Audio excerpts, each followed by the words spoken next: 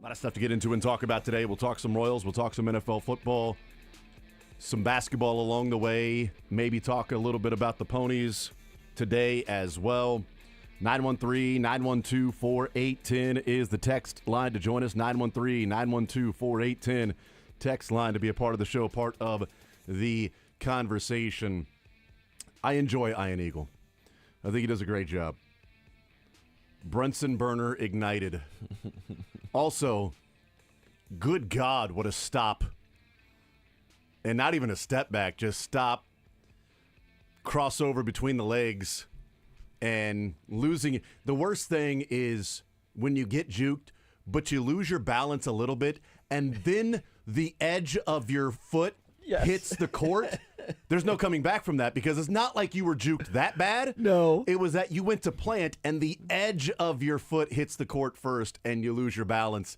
And it looked so bad. Falling 5 feet. Oh, but by the way, what great recovery because he damn near got there to block the shot. Also, Brunson took his time because he knew he had that much space. So that spatial awareness of, I've got time here to knock down the shot. But as soon as he was that free, it's like, that's game. It's over. Knicks are wrapping this series up after trailing in the fourth quarter and needing to make some buckets and needing to make some plays. And we'll see what happens with there's a good series coming up. I don't know if anybody's going to be promoting it or not. It's Knicks and Celtics, the Celtics and Knicks Celtics. Okay, Knicks Celtics is a series that's coming up that I'm just excited for people to finally to talk about that, just to get a little bit into it, because it won't be overblown. It won't be the only thing people are talking about at all. Are you sure it won't still be Luka Doncic needs to get into shape and J.J. Redick needs to get the team into championship form? Well, that's what I'll be talking about. Okay. That's what I'll be talking about. Also, NBA, so close. That needs to be a Sunday night game. That needed to be a Sunday night game. Knicks and Celtics needed game one to be Sunday night, not Monday night. Just would have been nice if that would have been the case because you've got Rockets and Warriors. If the Warriors take care of business tonight, there's only one game on that Sunday.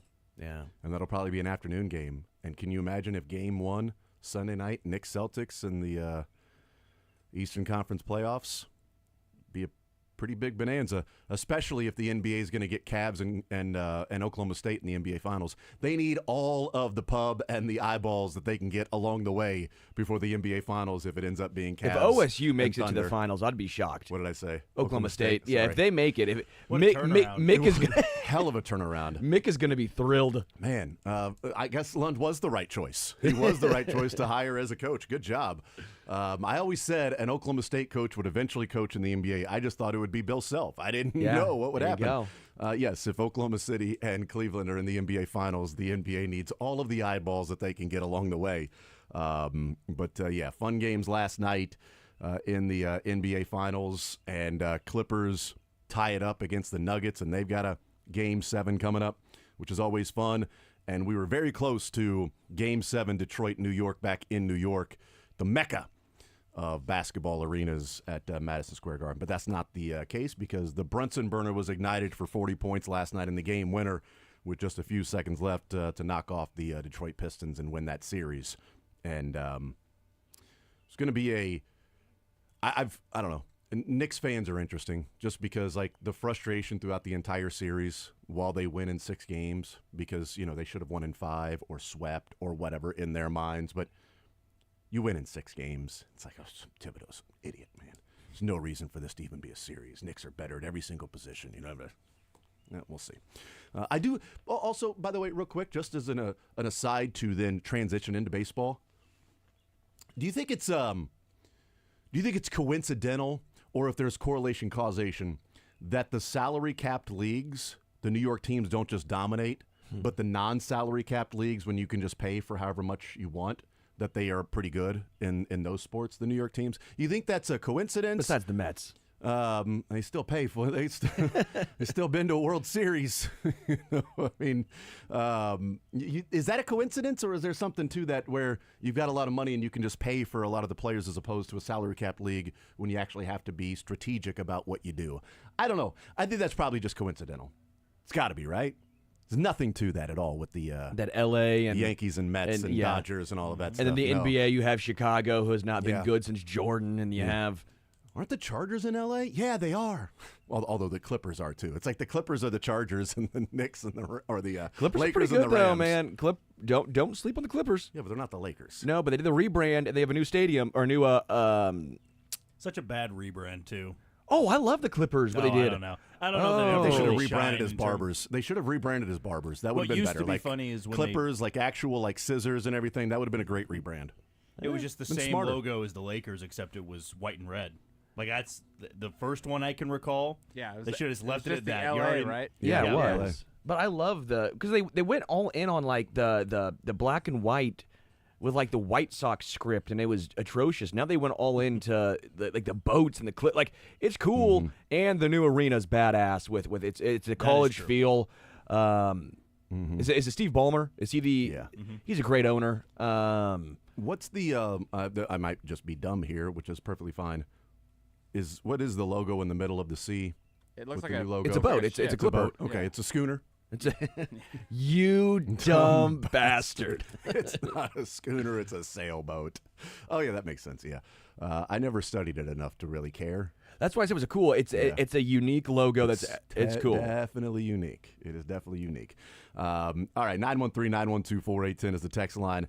Let's start off with the Royals because we'll talk with Matt Derrick coming up at 11 o'clock. Mick Schaefer will join us in the noon hour. We're going to do a number of other things. By the way, also Houston and Golden State right here on Sports Radio 810 WHB tonight, Game 6. You've got that. We've got that for you. 7:30 is when the pregame starts. 8 o'clock when that game gets underway. Let's talk about the Royals. What a difference 10 games make because they're sitting 8-14 at one point and a winless road trip swept by the Yankees. Skubal on the mound, about to get swept by the Tigers, about to be 6.5 games out of first place behind the Tigers, about to be 8-15 before returning home, 7 games under 500, one of the worst offenses. Check that, the worst offense in baseball at that point, and really no break in the clouds except for the opponent might give you some reprieve. And then they beat Skubal somehow. And that was just sort of a catapult to what we've seen now. They are 9-1, the Royals are, since sitting 8-14. And facing, again, Skubal out there on the mound. They are 3 games out. It's interesting. They're 9-1. They've only gained a game and a half over the Tigers since leaving that particular series. But hey, you know what? They still gained a game and a half in that stretch, which is perfectly fine. The one loss was to the Astros with Bubic on the mound, and they didn't score 4 runs. That's the point. You know, had they scored 4 runs in that game, they would have won 4-7. Doesn't matter the 7 that Houston. They score 4, they win. It's you just give them the win regardless of what the other team's score is. But I want to talk about yesterday's offensive explosion, and maybe they should play more afternoon games. I don't know, because the doubleheader against Colorado, that first game, they scored 7. And then afternoon yesterday, they score another 8 runs. So 15 runs in 2 games there. We've had these conversations a lot this year about the offense. And so credit where credit is due and adding context to some of the things. I want overall season through the 30 games, 32 games, I should say, 17 and 15, 32 games they've played. And then in this 10-game stretch, confidence level in the offense, 1 to 10. I'll give you mine. Over the 32 games, it's like a 4 because of what I feel like it can. And it's comparatively speaking to the team overall, by the way. I'm not looking at it compared to the Yankees. Yeah, okay, So fair. 10 to me is not the Yankees. 10 to me is how good this Royals offense could be if everybody is at their max potential. Sure. 10 is comparatively speaking to the best version of themselves. Okay, I'm glad So I'm glad you clarified that. I want to set those parameters there. Yeah. The overall season, I would say like a 3.5 or a 4 because it's clearly underwhelming. It's not disastrous because Bobby was, on the hit streak. They were winning games to a degree, and that's over the overall 32 games. The last 10, I know that the runs haven't exactly followed. And when we talk about, 3 runs, winning 3-0, winning 3-2, winning 3-0, they score 8 runs yesterday. And so I don't want to color it as in like, okay, now the offense is fixed because in the Houston series, they score 7 total runs. the Astros score 7 total runs. They just happened to do it in one game. The Royals stretched out their 7 over the others. Tampa Bay, they sweep the Rays. They give up a total of 3 runs in those 3 games. And so clearly the pitching has been phenomenal. Yeah. The runs have not followed. But I'm going to go with like a 6.5 for these last 10 games. Okay. So I was at like a 3.5 or a 4. And it's not just because they're winning now. I think there are some other things that are happening along the way that you start to see positive signs of where they can be. Again, 10 would be Bobby's doing his thing. India's 370 on base percentage. Vinny is crushing the ball, driving in runs. Salvi's the gap-to-gap double extra base hit machine. Last 10 games, he's semi-been that. Massey's 770 OPS, right? Garcia's doing essentially this. Waters, like creating that sort of scenario being a 10. I started at like a 4, 3.5 or 4 of the overall season.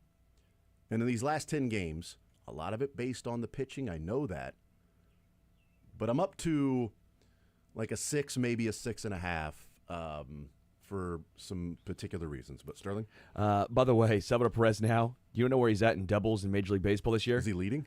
No, Bobby Witt Jr. is leading. Him and Alex Bregman are tied with the lead with 12. So that means he's tied for third. Salvador Perez with 11. That's how Salvador Perez went from having like 3, and he's like 8 in his past week. Yeah. It's just insane. I was at a 2.5 for the start of the season. The 2.5 is because 1 for Bobby Witt Jr., 1 for Michael Garcia, and a half for Drew Waters. Okay. Half season for Waters. I like the way you put. I like creating it that way. I like that. So I was at a 2.5. I'm probably at more of a 5. Okay. Now I'm cautiously optimistic. India still has been okay. The slugging is slightly concerning with the launch angle to me. The walk rate is still phenomenal with India, so I'm still there. Bobby's Bobby. Vinny feels like he's starting to get going. Maybe I'm reading. Maybe I'm reading way too much into a game or two. Like I could be because we still has an opening day, and then we thought it was going to be a trampoline. It didn't happen. I think the difference with that, just as a quick aside, is like the double and single to the left side of second base. The home run was to right center. The double to left center was, I think, a good. Yeah, he didn't rip a double down the right field line, a single between the first and second base hole, and the home run down the right field line. I'd feel a little bit different if it was that. It's the fact that it's right center, left center, and up the middle are those home run double and single that he's had the last couple games. And so for me, India's still getting walks, but I'm still a little concerned with some of the underlying stuff. Bobby and then Vinny, we hope is getting back. Salvador Perez, I really believe, is starting to really come back. Like I think Salvador Perez is. We've seen the tear start already. I'm getting a little nervous that he keeps sliding hard into second base because of all these doubles. Michael's been Michael.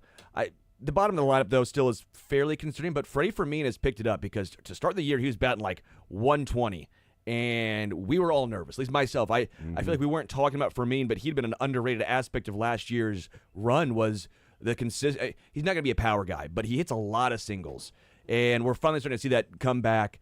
Massey, man, I'm not seeing a lot there. But Waters has been a huge boost, and if they keep playing Waters instead of Renfroe, you have at least someone in the bottom of the lineup. And again, he's going to strike out a lot. I know people are going to get frustrated with the strikeout numbers of Drew Waters. I get it.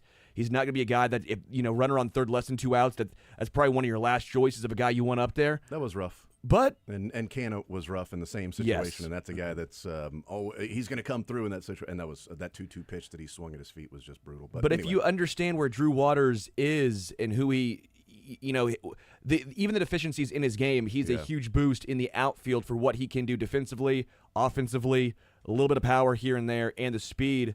I guess my optimism going forward might be a 7, even though like through 30 games. No wait, what was so it's the last 10 have been a 5.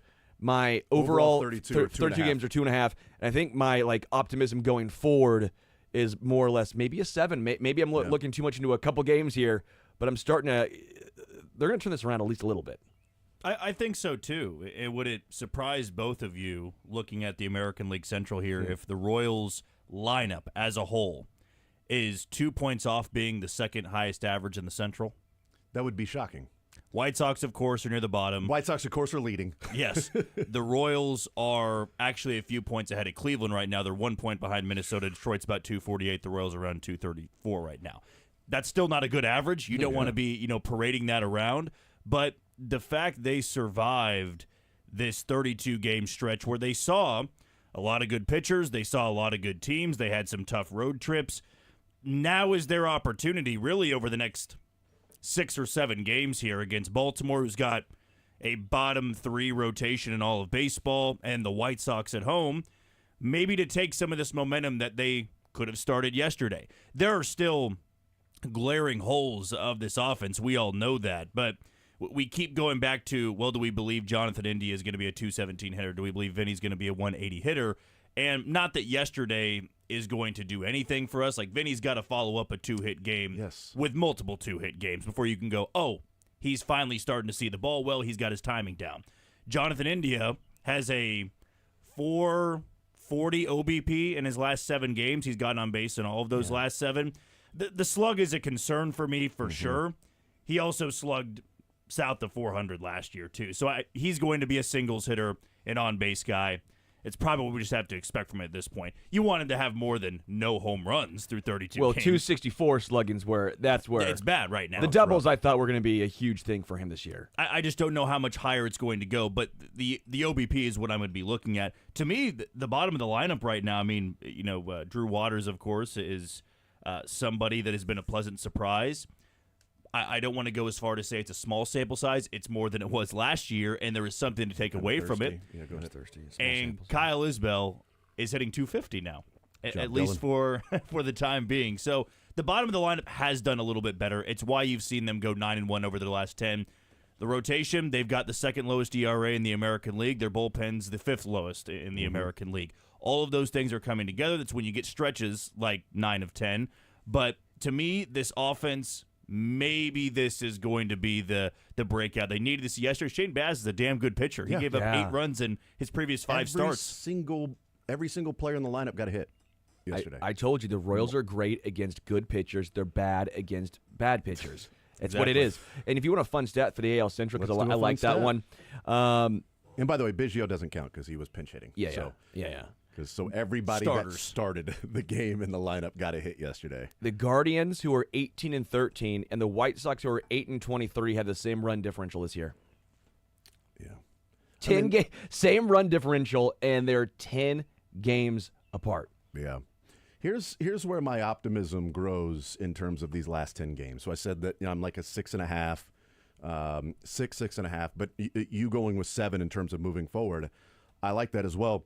Here's where I looked at 6 guys in the lineup who have become sort of almost everyday players in the lineup, because I'm throwing Fermin into that too, because I really appreciate Quattrero in a way to try to maximize the lineup. Yeah. Finding a way for Fermin and Salvi to be in the lineup almost every day. Not every day, but at least 3 out of 4, it seems like. 3 out of 4 days that those guys are in the lineup. So if I look at 6 batters in this 10-game stretch when they're 9-1, and I'm looking at India and Bobby and Salvi and Michael and Waters and Fermin. Obviously, Vinny's not in there because these last 10 games, Vinny has batted essentially what he's done all season long. Yeah. But in these last 10 games, if I go through here, Jonathan India leading off. He's OPSing at 584 in the 10 games, but he's getting on base at 341 in these 10 games. The amount of runs he's scored in the 10 games over 162 would be 108. So over a full season, he would score over 100 runs by getting on base the way that he is.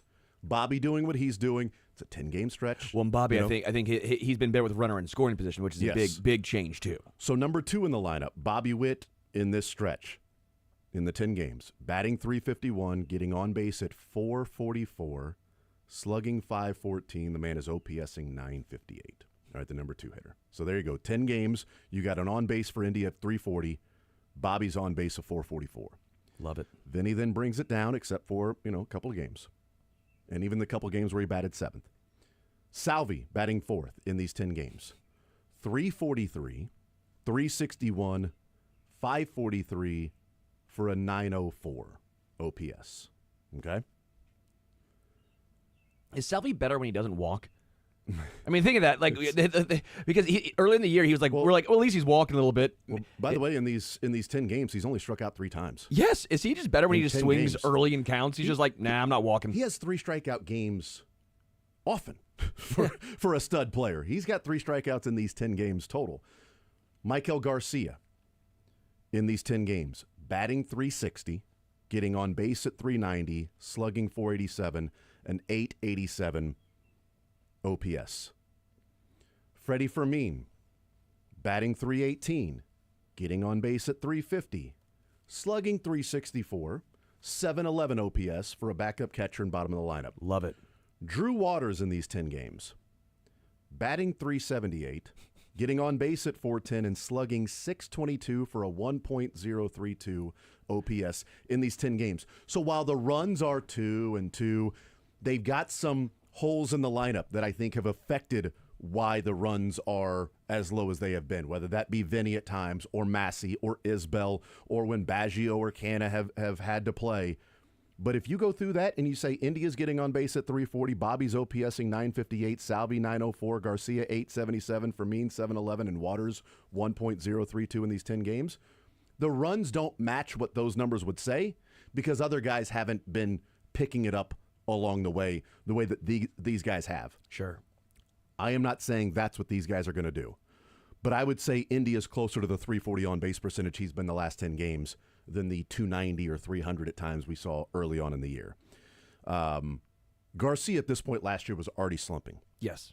And now he's turning it on. Now he's getting hotter, it seems like. Fermin has done this for the last 2.5 years. Going back to second part of the season in 23, to the offseason, to the Winter League ball, to spring training, to what he did last year. Fermin turned a corner second half of 2023. This is the guy he has been for a while. Not necessarily a .320 batting average, but still. Drew Waters is not a 1,000 OPS guy. We know that. And Bobby is a guy that can OPS at .950. Debatable with Drew Waters. drink the waters. True. So that's where, like, for the overall season, it's like a 3.5 or 4. And for these last 10 games, it's like a 6.5 or a 7, even though the runs aren't following. And that's what I think was important about yesterday, is that the runs finally came together because they've been putting guys on base. They've been getting on base. They've been getting close to rallies, and then somebody doesn't come through. A hit doesn't fall in. You strike out at an inopportune time. You strike out and then hit the sacrifice fly with 2 outs. Only that's not a sacrifice fly. That's just the third out in the inning. That's what happened yesterday. Canna strikes out with a man at third and 1 out, and then Fermin hits the long fly ball to right field for the third out. Boy, if you can flip those, that's a run. Well, they ended up getting 8 yesterday because they started to bunch those together because these guys in the lineup are hitting the way that they are, and if they continue somewhat like this, the pitching is going to come along. Because in these 10 games, the Royals are batting as an overall team .288, which is the 4th best batting average in baseball in the last 10 games. They're getting on base at .332, which is the 13th best on base percentage. I'll take it if the Royals finish top 15 on base. They're slugging .398, which is the 14th best. OPSing .730, 12th best in baseball. Weighted runs created plus 101. How about that? Huh? Not like 30. 101 for 15th best in baseball. I'll take right in the middle of the pack with this offense, the way the pitching staff is. And their strikeout percentage in these 10 games is 17%, which is the 3rd best in baseball. Along with the fact that their ERA over the 10 games is 1st in baseball. The quality starts is 1st. The whip is 1st. So in these 10 games. I mean, there's a reason they're 9-1, because you add all of those things together, you get a damn good baseball team. But they're beating up on bad teams. Great. Then let's look at the first part and say, but they were playing really, really, really good teams. So if we're going to poo-poo this, then you need to also then bring the context of the teams they were playing early on. And it's like, well, yeah, but you want to be compared to a playoff team. Yeah, you do. Absolutely. You'd love to be compared to a playoff team. But you know what they're not going to be against playoff teams? A 700 baseball team. You'd like them to not be 9-14. But they're not going to play 700 ball. They're a couple of games away from being almost 500 that they kind of blew a couple of those games. And you're like, well, you finished those off. All of a sudden, you're 11-12. 11-12 against playoff teams, I'll take it. So I think there are a lot more encouraging things that we've seen as of late. Opponent-driven or not, I don't care. A lot more encouraging things that we've seen as of late. And they go to Baltimore, and they get the Orioles at the right time. They've been struggling. And maybe while they're there, they just trade a prospect, and they bring Kobe Mayo back with them on Monday when they get ready to play the White Sox. We'll see. We'll take a timeout, come back. More is on next.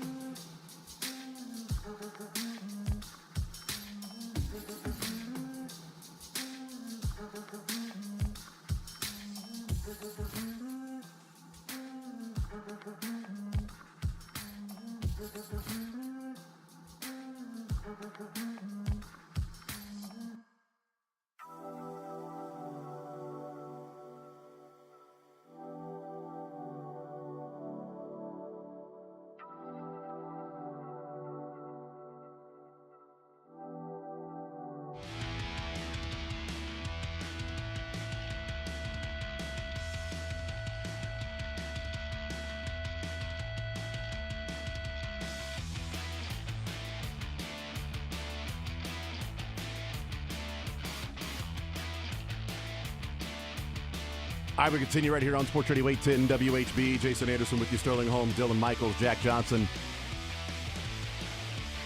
Text says, if you have to trade one of the starters at the deadline for a bat and bring up Cameron, who would you trade? And if possible, who for? Said, I think we could pull a Lorenzen for Soto trade, personally. I agree with that. Why not? Okay, seriously. Who says no? But Cameron has been I do think when we talk about trades that hurt, if you want a bat that will make a difference, and the Royals aren't typically in the business of trading for bats that are rentals, they want guys with team control. That's why I keep bringing up the name Kobe Mayo, Heston Kjerstad. Cameron because, for Mayo? Who says no? I don't know. That I'm not sure, but Jack.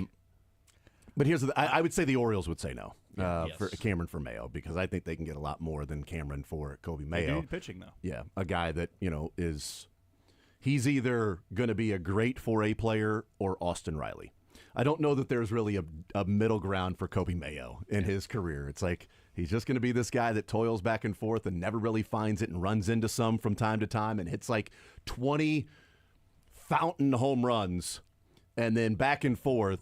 Or, hey, look, it's Austin Riley. Here's an all-star at third base who profiles bat, power, all of that as the next Austin Riley. But they have so much bat talent there in Baltimore. Again, it's a fantasy baseball trade, right? It's you have this, we have this, you've got a plethora of this, we have a plethora of that, let's make a deal, right? So if they traded for somebody, that's along the lines of a name that I think they would be looking at. Taylor Ward has been talked about constantly, even in the offseason. But, yeah, if they have to trade somebody, I don't know what they would get back from Michael Lorenzen. They might get something back, but I don't know that you're getting Taylor Ward from the Angels, because if they're trading Taylor Ward, they don't want a one-year guy. Like, if you're trading Lorenzen, it's two contenders. You're trading to a contender because they want Lorenzen to help their pitching, but they can't give up a bat that's helping them be a contender. Again, that's why some of the minor leagues that have blocked prospects is really who I would be looking at this point. Because if the Angels are in it and they're trading for Lorenzen, then they're not trading Taylor Ward because that makes no sense. Like, the Royals would be able to trade Lorenzen because of what we saw from Noah Cameron, right? Or, who knows? Wright is, doing some more pitching now and rehab assignments, and maybe he's close to, at least being back on the mound again in an actual game where you can say, well, you won 21 games a few years ago. Maybe he's that guy. You gave up Jackson Kowar for him. Not that, that's giving up your number one prospect, but they would be getting back somebody with team control. I don't think they're going to trade for a rent-a-bat at all. And do teams that want Michael Lorenzen have prospects on the cusp of coming up that can help out that year for the Royals? Like, the Marlins were not in contention, but they traded Jazz Chisholm and they got Agustin Ramirez, who's now batting fourth for the Marlins this year, but he wasn't playing for them last year. If the Royals are going to trade somebody, it would be somebody that can help this year. So, Jack, you have anybody in mind that would fit that? Again, that's why I've gone with Kjerstad or Mayo, because that seems like an easy, without digging too deep into everybody's minor league system. They need pitching badly. The Royals need bats. They have a plethora of young bats, team control bats, that with Mountcastle at first, like, you've got Basayo that might be coming up and playing first because you already have, your catcher of the future back there, so he's not going to play catcher, so maybe he plays first. Well, Kobe Mayo might move to first. Well, now you got Basayo, Mountcastle, and Mayo maybe playing first. That's not going to happen. We'll move him over to the third. Okay, well, you've got Holiday, and you've got Gunnar, and you've got McLean that are all going to be in the middle and on the left side of the infield. Well, where's Kobe Mayo go? I don't know. Can he play some outfield? I'm not sure. Can he? Well, they got Heston Kjerstad out there, and they don't even have Colton Cowser, who's like, they have some stupid amount of bats, and they're throwing us out there on the mound right now, pitching.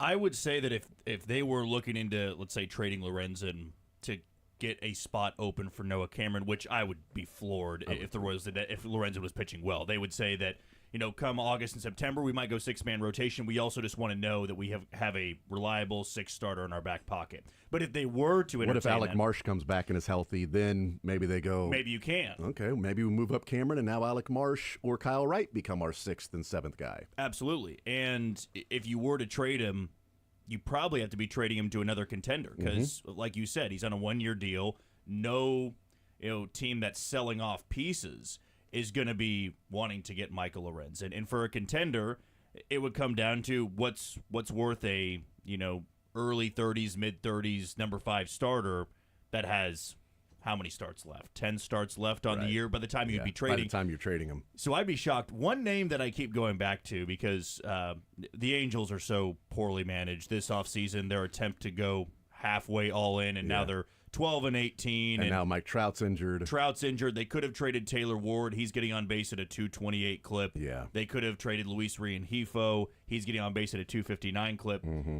How about this name? Because there is one name out there that is hitting well for him, and I would feel would solve a lot of the issues here for the Royals offense.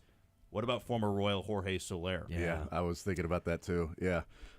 He's owed $13 million right now, but you could have the money, maybe half of his contract paid down if you were willing to move one of your pieces. He does have club control till 2027. You could figure out what you want to do in the offseason. But I go back now to the last handful of years because he's been flipped a few times at the deadline. In 2023 with Miami, he had a 123 OPS plus. Then he got flipped to San Francisco, where then he posted a 115 OPS plus. Then for Atlanta last year, when he was flipped from San Francisco, he gets on base, or he has an OPS plus of 133, and this year an OPS plus of 117, 17 points higher than the league average. This is also with zero protection in the lineup. Yeah. Absolutely zero. I mean, when he left the Royals, which it was in that terrible year where they flipped him for a guy that's no longer pitching in baseball. Yeah. He's only gotten much better. In Miami. And I think he hit a home run for Atlanta that still hasn't landed yet. Yes. That was Game 6. Yes. I think he broke the baseball like Benny the Jet in Sandlot. That's a name I'm thinking about a little bit here. The issue I think you'd run into is like, okay, well, now you've got like 13 DHs on this team. You do. Because Soler DH, although he played right field for the Royals as well. But, hey, is Jack going to come up and play right field? Drew Water, right. But if you trade for him, okay, so now you got Salvi that can DH, Vinny, that's sort of a DH first baseman, Soler that's a DH, India's kind of a DH with how he plays defense. But you got a lot of DHs. It would be then like JJ acquires it and Quatrero figure it out. Yeah. How do you get Salvi, Soler, Vinny? You can't find a way to put Salvi, Soler, Vinny. Well, you can. You can find a way to put Salvi, Soler, Vinny, and Fermin in the lineup at the same time with Soler in right field and Drew Waters in left. If you have to do that. Well, okay, what about Jonathan India? Where's he playing? Well, okay, so if Michael Massey's sucking, well then okay, well now he plays second. Or he plays third to Michael Garcia. That's where you trade for somebody like that. It puts more pressure on a guy like Michael Massey to start to perform because second base ain't the best place in this organization to be struggling right now. No. Because they move up Peyton Wilson, and India's now starting to get on base. Garcia is turning things around and looking like a freaking stud, knock on wood, and the first ever third baseman in Royals history to have 3 hits and 3 stolen bases in the same game. Third basemen really do grow on trees. That's right, exactly. Take that, Ned, who can play second. So if a Soler comes in and you move him to right field and Waters to left field and Massey's struggling and India goes to second and Garcia stays at third, or India third and Garcia to second, well, now you start to, or if Massey turns it around, he stays at second, India to third, Waters to left, Soler to right, Garcia in center field if Isbell isn't turning it around. So you would have some more options there in right field. So it's an interesting name that's also sort of a DH that you can, if Salvi's batting and Fermin gets a day off and Benny's at first, easy, DH, Jorge Soler. But I would normally push back and say, the Royals aren't going to put Soler in right field, but they have, but they have with Renfroe. And I know Renfroe made a great play, and cool. but Congrats. Let's be real. Overall, Hey, Hunter- remember the little kid that picked up his head and the ball went into his glove? Yeah, don't What a blink, you'll great miss play. But my point was, Renfro's basically a DH at this point, anyways. A bad hitting DH, but like defensively, he's Yes. not been good. Agreed. They So have lots of DHs on this team. So if they are willing to put Renfro in right field, that tells me they'd be willing to put Soler in right field. I like the name Jack. It. I like the name Jack as well, Yeah, but I thank like you. the name you threw out Thank there you, with common Jorge. name. Jack, not Jackson either, so you never need to worry about that. I would So say you weren't named Great after Bo callback. Jackson. I would say that with Jorge Soler, he would have to play somewhat in the field just because the Yeah. Royals operate that way. They're not going to pigeonhole somebody and do a full-time DH role. I would say this, though. If a move like that happened, you need to make a decision whether you are going to be playing Massey every single day or India. Because what you can't do is say, well, Drew Waters is our center fielder, and Jonathan India is going to be in left, point and with Drew Jorge Waters, Soler is yeah. in right field. You can't have two well below average defenders at the corner because that eventually is going to burn you. As much as I would like to say, I don't care about right field defense, you can have bad right field defense if that guy's been tremendous at the plate and center field and left field are covered. So that's why I would say if a move like this happens, which I'm not saying I have any sources or I'm making any predictions No, here. I love the thought process, But- though. Make it. You add the bat there. He becomes your DH. You have, maybe you could look down the road for Caglione in right field, but Waters is in center. You would then have, or Isbell in center and Waters in left. Garcia's at third. And then you say, look, Jonathan India and Michael Massey, who's playing better at that point? I would have my money on Jonathan India. And it's too. not to say Michael Massey can't play anymore. He can still be But penciled what in. Jonathan India brings to the table for this offense, Yes. getting on base at 340, and again, in these last 10 games, the amount of runs he has scored over the course of 162 would be 108. Yeah. Like scoring 100 runs in a season is not easy. One, you got to get on base. And two, the guys behind you have to drive you in, but you can't score if you're not on base. And J.J. Piccolo said, I learned that last night. we don't assemble our team to be a power home run hitting team, so this goes against that. But you also can't be hitting like 12 home runs through 32 games. And this is a guy now that since leaving Kansas City, he's pretty much put up the same year every go-around. And if you're going to look at the Angels, and who knows, they're so unpredictable and they're so poorly run in my opinion, I'm not looking at Taylor Ward anymore. I'm not looking at Luis Rengifo. I want the guy that you're going to pay down half of his contract. We'll give you a few prospects, and they're not going to be giving up, Carter Jensen, Caglione, Blake Mitchell, Ben Cooter. Now, they'd be able to flip one of their, bottom 15 guys. And Jorge Soler, take on $6.5 million, $7 million of that contract. You plug him into the number 5, number 6 hole. Have a reunion of sorts, and a much better version than what he once was in Kansas City. I feel pretty good about that, too. And if the Royals are going to be trading for an everyday player from a team that isn't in contention, then it's going to be Noah Cameron and not Michael Lorenzen. Or Chris Bubich and not Michael Lorenzen. Lorenzen's only being traded if it's to a contender that has. So if it's to the Angels, it's probably not Lorenzen. It's not Lorenzen to the Angels. It's going to be Noah Cameron.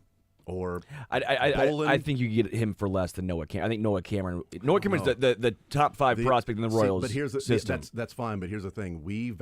People value their prospects way more than other teams value their prospects. Agree, because I'm looking at the board right now. You'd be surprised at what teams would ask for.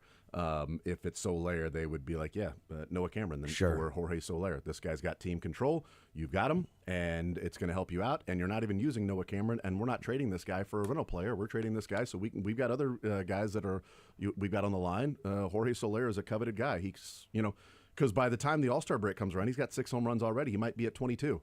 Like you've got a guy that's going to hit 35 home runs this season. How many is he going to hit for you? I don't know. What's it worth for you? And also in the playoffs, if you make it there. So I think it would cost something. I think it would cost more than people would think for Soler. Fair. And by the way, Kobe Mayo is the 13th overall prospect in all of baseball. Oh yeah, that's what I'm saying. It would take that would take a lot. It would take like Noah, Carter, and like Bolin to get Kobe. Yeah. But I don't know that you would trade Carter because they already have their stud catcher and Basayo. Sure. Who's a higher prospect than Kobe Mayo as a catcher. Basayo is 12th, and Right. I'm looking at the list, and Blake Mitchell, for example, in the 60s or 70s or 80s? 45. 45. Like I said, he's in the 40s. Carter Jensen's 80. Right. But again, And Caglione's 20. you wouldn't be trading a catcher to the Orioles. Correct. Because even if you go, but Carter's not going to stay at catcher. Okay, well, neither is Basayo. So Correct. And for obvious reasons. So where's Carter going to go? Probably first base. Yeah, that's where Basayo's going. Okay, so and honestly, it might not even be for the Royal. It might be you're looking at the Orioles trading him to like the Marlins. You know, when you're talking about getting a stud pitcher that's going to help out right away and not like, hey, here's Michael Lorenzen, but here's some prospects. The Orioles don't need Kudrna and Carter Jensen and Bolin and like Noah Cameron. The Orioles need Seth Lugo or Michael Wacha Sandy or Bubic. Alcantara has been really bad this year, really bad, but maybe just change the scenery because he's been really good for so long. Right, but that's the name. Those are the guys, the teams that are out of it that have a stud pitcher, those are the guys that are going to land the Basayo or Kobe Mayo or maybe Heston Kjerstad. Even a guy that's at the big leagues already that they're going, yeah, we've got some flexibility with this. We're going to move him because Colton Cowser's on the way back or whatever it might be. They have some flexibility, and they are – if I was in Baltimore, I'd be losing my freaking mind right now on the air because how are you 6 games under 500 and you haven't made a move with one of these bats yet to go get a stud pitcher? Find it. Well, you know, teams don't typically trade till later on. Then sweeten the pot. Get it done. Because you are barreling towards wasting another year of these players where you're not even going to make the playoffs right now because your pitching staff is so dreadful. You need help right now. And if that means maybe you got to overpay, maybe it is Noah Cameron and, maybe it's Cameron and Lorenzen for Kobe Mayo. They're like, we need help right now. We're going to get 2 for 1. And yes, we got to trade Kobe Mayo, but that's the deal. Or Alcantara or somebody like that is pitching for a bad team that's pitching well, then, hey, let's bring that guy in. We'll take a timeout, come back, continue rolling. More Zone next.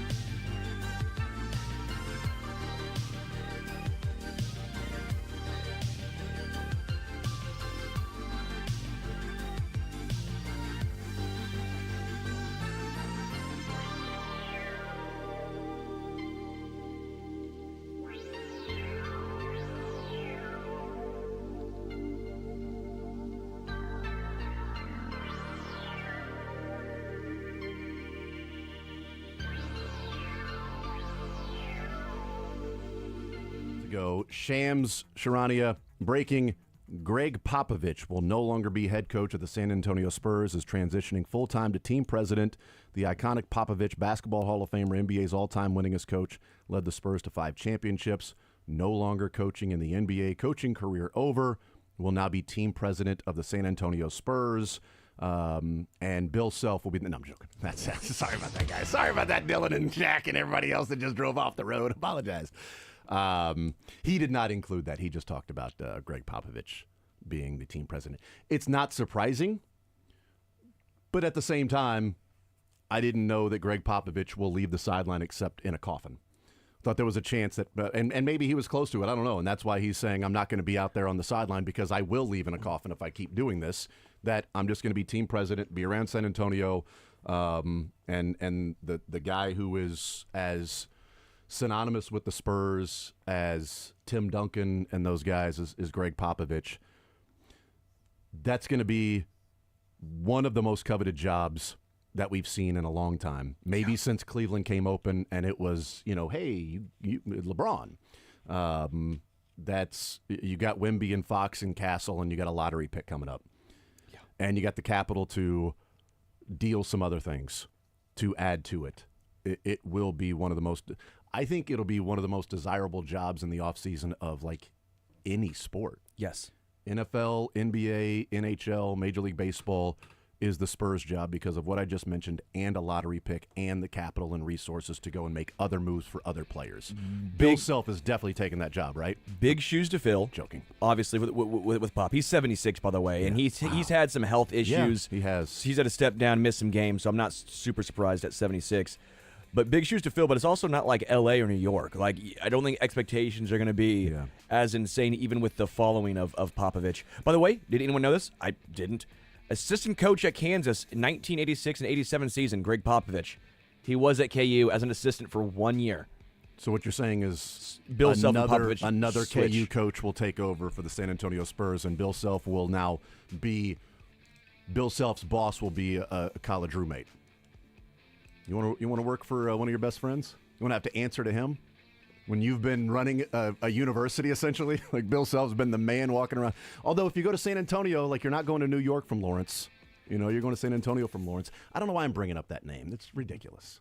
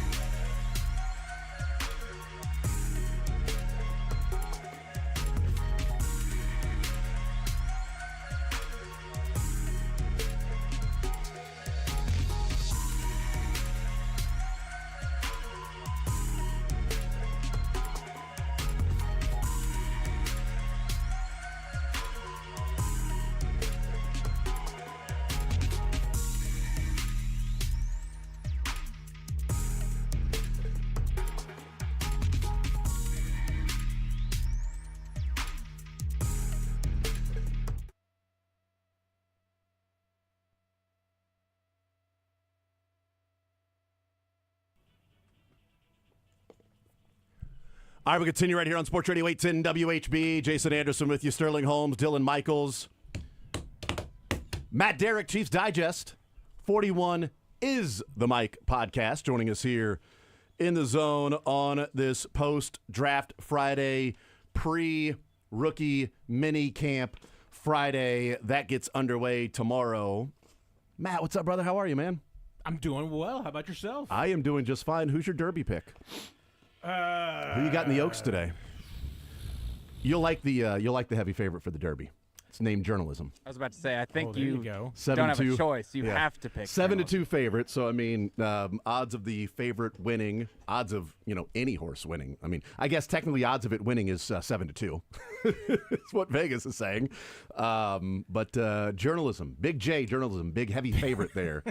Big J Journalism. Big J Journalism There you go. for the Derby. So yeah, I'll be putting some money on Journalism, but I've got Sovereignty to win. So. Out of the 18 spot. So I had no idea. I could not have named the horse in the Derby until you just told me journalism. what about the Oaks today with the Phillies? Let's go long shot. I'm going American Promise 30-1. American because Promise. he's promising me he's going to win. That's an American promise, and you don't break an American promise. Yeah, but you know what? That's not bad because if it's a sloppy track, he's one of the 4 horses that's actually run in mud so far in his life. And American Promise is the son of Justify, the most recent Triple Crown. Oh my gosh, yeah, I'm all in. American Promise. I mean, American Promise has gone from like 40-1 to 12-1 in the last day and a half. You know who's a big big horse guy? This guy. Remember, he is Esequitarian.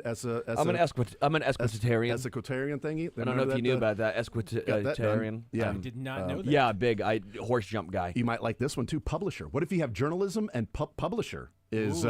Publisher is running out of the 13th post and is the son of American Pharaoh, the And they're Triple Crown winner. Both in the Derby? Both in the Derby. That's really funny. Journalism out of the 8 post and Publisher out of the 13. Same owner by any chance? Or is it just completely random? No, different owners. That's crazy. There. But yeah, Publisher is an interesting one because again, you've got and Publisher also another horse that is run in the mud. If it gets really bad and sloppy tomorrow, there's only 4 horses that have actually had a race in the mud. American Promise and Publisher are 2 of those 4. Publisher loves the slop, eats the slop. 100%. His mudda was a mudda. He's What a a- mudda. what a Mudda was great name. mudda. I'm looking at Fada the- was a mudda. Mudda was a mudda. His fada was a mudda. His love mudda was a these, mudda. How's his mudda was a mudda? His mudda was a mudda. It was one of the great muddas ever. His father was a mudda. Fada, one of the greatest muddas we've ever seen. Fada was a mudda. Anyway, go ahead, Sterling. Take Charge, My Lady. I think Charge, is My the Lady. one I'm. Oh, and the Oaks I'm today? going with you with the Oaks. Take Charge, My Lady. Yeah, that's a tough one because there is like the heavy favorite of Good Cheer that is never lost. Never Undefeated. lost. Never lost. And hasn't really been challenged. 6-5. Yeah, that's not great odds. 6-5 favorite. You're simply joking. No, I'm going with Lacara. Simply joking's another horse. Lacara, out of the 7 post. Lacara today. You got to think of what's the most fun names down the stretch for the announcer to say. You have Simply Joking. Yeah. Take Charge, My Lady. I'm simply joking. Take Charge, My Lady. I'm simply joking. Yeah. Could be. Simply joking journalism. Simply joking. They're on the same race, though.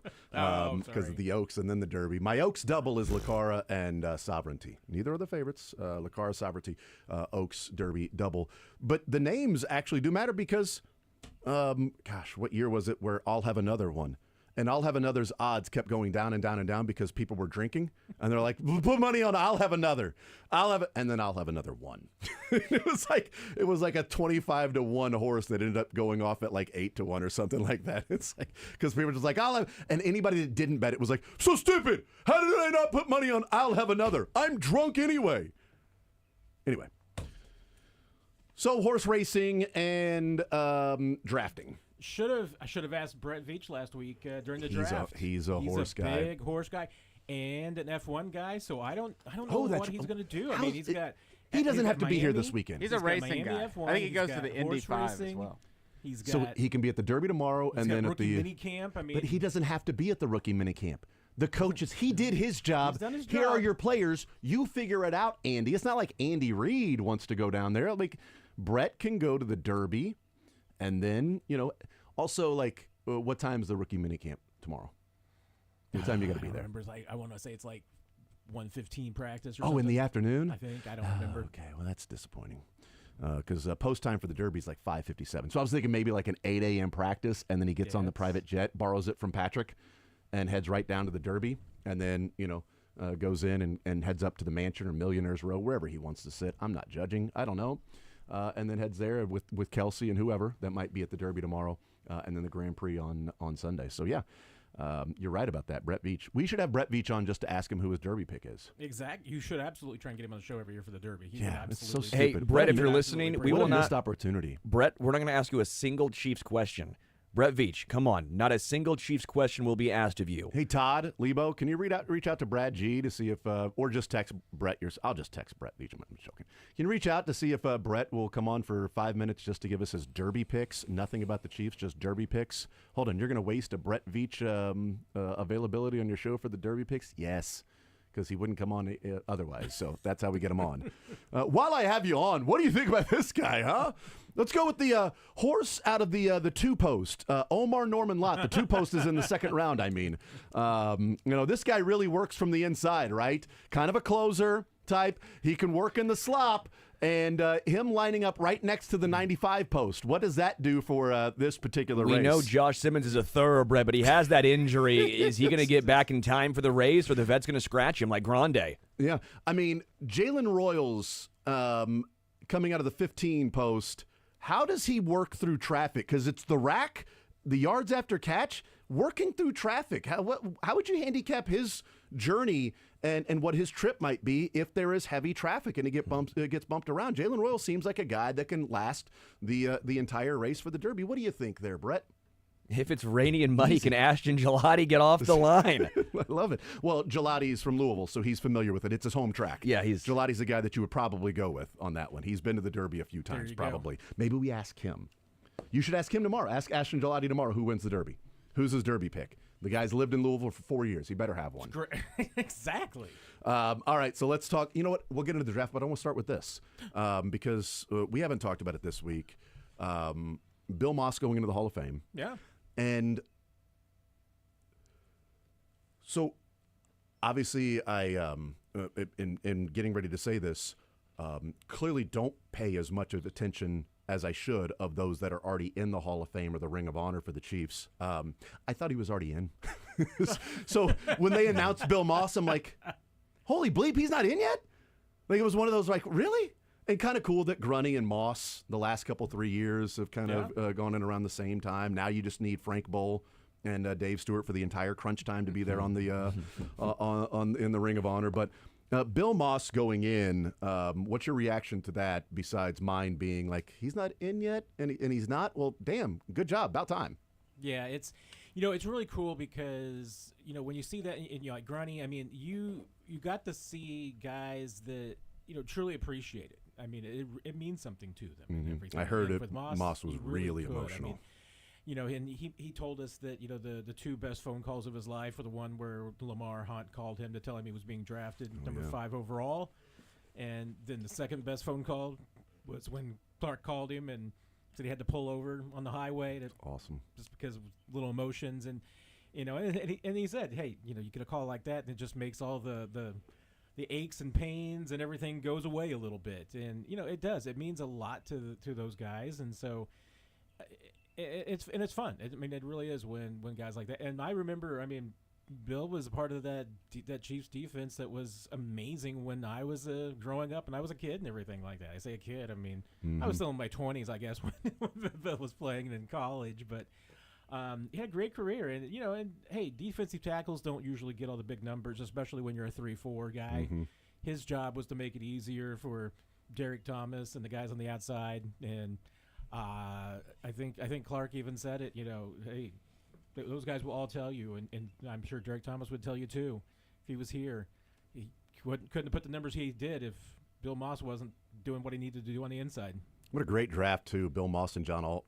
In the same draft. Yeah, pretty good. Crazy to think about it. Pretty Absolutely good. Crazy to think about it. Pretty good. And oddly enough, the last 2 times, well, before McDuffie and them, that you'd had a couple of first rounders, Moss, Alt, Dorsey, Brandon Albert. The exact same success rate too with both of those guys. It is interesting, sort of looking back, and the difference between today and back then, and how guys age today, because Moss. In the last year with the Chiefs, it was like, man, he's he's almost done. Like he's at the end there, early 90s, 92, 93. It was 92 because he wasn't on the 93 team that made that run. Unfortunately, he was in Green Bay.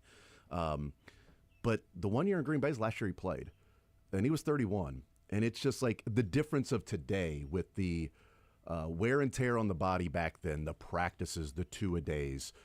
Tim Grunhardt was talking about the Oklahoma drills he would go up against with Bill Moss in practice, Oklahoma drills. And 30 years old, it's like, yeah, this guy's pretty old. This guy's played defensive tackle, interior offensive line, 22 years old, came out, rookie of the year, and 8 years in the league, 9 years in the league. Yeah, good luck, man. Yeah, he's showing signs of age, and 31, he's done. Where in today it feels like, like Aaron Donald walked away, and he still had 5 years left probably. Chris Jones is going to be 31. Is going to be 31, but doesn't look like he's anywhere near the end, the tail end. Even if there's a cliff, it doesn't look like the cliff is in for another 2 years maybe with him. We're seeing defensive tackles and defensive linemen age, and maybe that's, I don't know, genetics, or maybe it's advanced nutrition. Maybe it's not playing on concrete. Maybe it's not playing on concrete, and maybe it's not having two-a-days in Oklahoma drills in practice. That helps. And Although having I think a specific, the concrete yeah, helps a lot. Yeah, and having a specific amount of padded days and things. But that turf I can't out even at Arrowhead imagine was awful. playing on, and all of those stadiums were like that back then. But it was just carpet on top of concrete. Yeah. There was no padding whatsoever under that nonsense. I mean, it was hard as a rock, and I can't even imagine what that must have felt like in December at Arrowhead, hitting that ground. I think about old Giant Stadium in New Giant York, Stadium how was the cold same, it and- used to get up there, and that turf and concrete. I mean, Emmitt Smith dislocated Yeah. his shoulder just getting tackled, Yeah. like just a normal tackle basically Right. on that. I mean, your legs, your knees, your joints, everything just destroyed from playing on concrete, that entire time. And now, I mean, the advancement in that, you're right, advancement in that, and the natural turf out there at Arrowhead, which is widely regarded as one of the best surfaces in football because they do a fantastic job in taking care of it. But it's a good point. But it's just the overall encompassing, like 30 years old was like, yeah, he's 30, he's old, It's just what happens in the NFL. You're 30 year old, and it doesn't feel like 30 is old anymore. It does. The way that it Not used that to be. It used to be, but then again, But it's like still- you said, I mean, not even that, but just then the medicine part of it too, and I mean, were players getting massages and everything like that after games and saunas and hot tubs? I mean, no, they probably just took a shower and Prehab, went home. Yep, the prehab, Prehab? and not just No. going through the rehab. No. Did Like- anybody have trainers working on it all week long, making sure they got ready and everything like Mm-hmm. that? I mean, no, they just gave him an injection and told him to go out there and keep playing. It was also the first time free agency was introduced to the league around that time as well. So teams, and you hear about it in all of these documentaries, is that they had to make decisions on those 30-year-old players when they had Yeah, that's a draft good point. picks, young players coming in, and this was the first time they had been basically put on a cap, and then free agency was introduced as well. And there's another thing that you mentioned, Jason, that really stood out to me. What Bill was talking about, and you brought it. You add in like John Alt. I mean, it wasn't that the Chiefs weren't getting good players. They had good players. They had terrible coaching. Yep. I mean, and the fact that Bill Moss played for John Malkovich, who there's lots of stories about Malkovich just. Take your pick. There's some good stories out there about John Malkovich and some of his coaching styles and everything. And then And then you Gans. have the Frank Gans Ugh. era. But, all the players wanted Frank Gans just because John Malkovich was so weird and crazy that it was like, yeah, let's have the even crazier special teams coach. They as made a our- movie about it being John Malkovich. as our head coach. There you go. But, Bill Moss told the story. It was like Frank, Marty Schottenheimer comes in, and it's like he knew how to coach football. We were learning things that we never learned before. Learning how to play together and learning, that, hey, you know what, when you're playing as all 11, things can happen, and teaching them things that they never knew before. It's like, how could you be in the NFL for 5 years and your coaches are never It's a great giving you example that also. knowledge? It's a great example of also, like, they always say don't be the guy after the guy, or be the guy after the wrong guy that the team can go, well, this message is different. Like, I'm going to run through a wall for that guy. Like, wasn't that sort of the feeling around Marty? Was like, man, those players would do anything for Marty. They'll run through a wall. They will. He's got those guys jacked up. They love playing for him. They're going to go out there and play their asses off for Marty, as opposed to a coach that's just like, yeah, man, I'm going to do my job because I've got my job on the line and I got a family and I've got my career. Sorry, dude. Whereas Marty's like, I need you to do this. I'll do it. If that's There's what you gleam, need me to gentlemen, do, there's gleam. go get that gleam. Go get that gleam. It just, you got to let it go, son. Derek, listen, look at me. You got to let it go, son. We need you here. You got to let it go. And It's if great. anybody gets fined, I'm picking it up. Yep. Don't worry. Yeah, I mean, it's a really good point about the Makovic to Gans to then Marty coming in and being like, oh, hey, this is what it's like to have a good organization that's well coached and has a plan and an idea with these really good players. No wonder it went from they suck to now you're going to the playoffs every single year. Number 1 seeds didn't work out the way that you wanted, making the AFC Championship game because you have structure there. But look, it still happens now in the NFL. I mean, how many teams have just bad coaching or bad organization? Look at the Jets.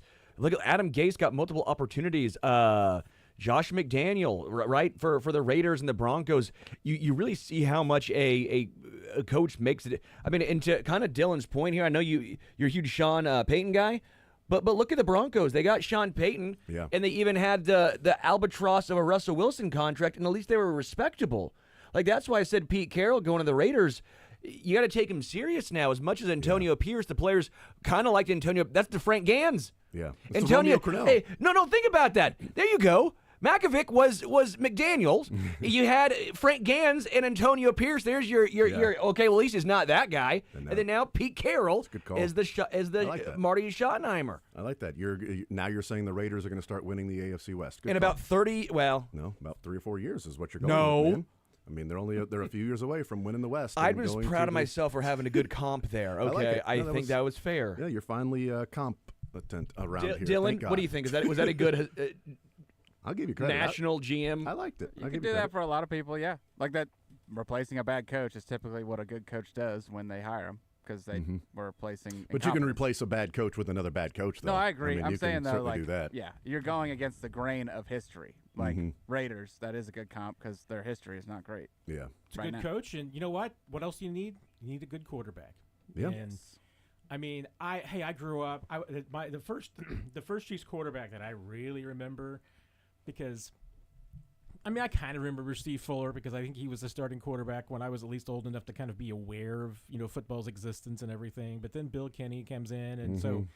Bill Kenny could sling the ball a little bit. He had one really good year. Yeah. So My you're quarterback kind of was like, DeBerg. You're kind of like, hey, Bill His first Kenny. one. Bill Kenny's okay. He's a good quarterback. No, I mean, if Marv Levy had a quarterback, he's probably never leaving Kansas City. I mean, it's just a matter of do you get your quarterback and your chance? And Bill Belichick didn't have his quarterback in Cleveland, so it didn't work out there. It didn't work out for Steve Fuller or Bill Kenny with Levy, but DeBerg was when I was starting to really pay attention. I love DeBerg too. DeBerg was my quarterback. And I'm like, okay, that's the first one that I remember, like vivid memories of sitting down with the family, watching a Chiefs game that was actually on TV at the time. And it was Steve DeBerg, and especially with that Pinky Cast. The Pinky Cast season with Steve DeBerg, man. Yeah. Being able to still Steve play the DeBerg game. Dislocates and breaks his finger, pops it back into place, and just stays in the game. And stays that's in the kind game of- and continues That's the playing, way. man. That's the way you used to be tough back in the day. No doubt, man. I was and Trent now Green. Anthony Richardson gets tired on a run and takes himself out of the game because he was too tired scrambling on second down.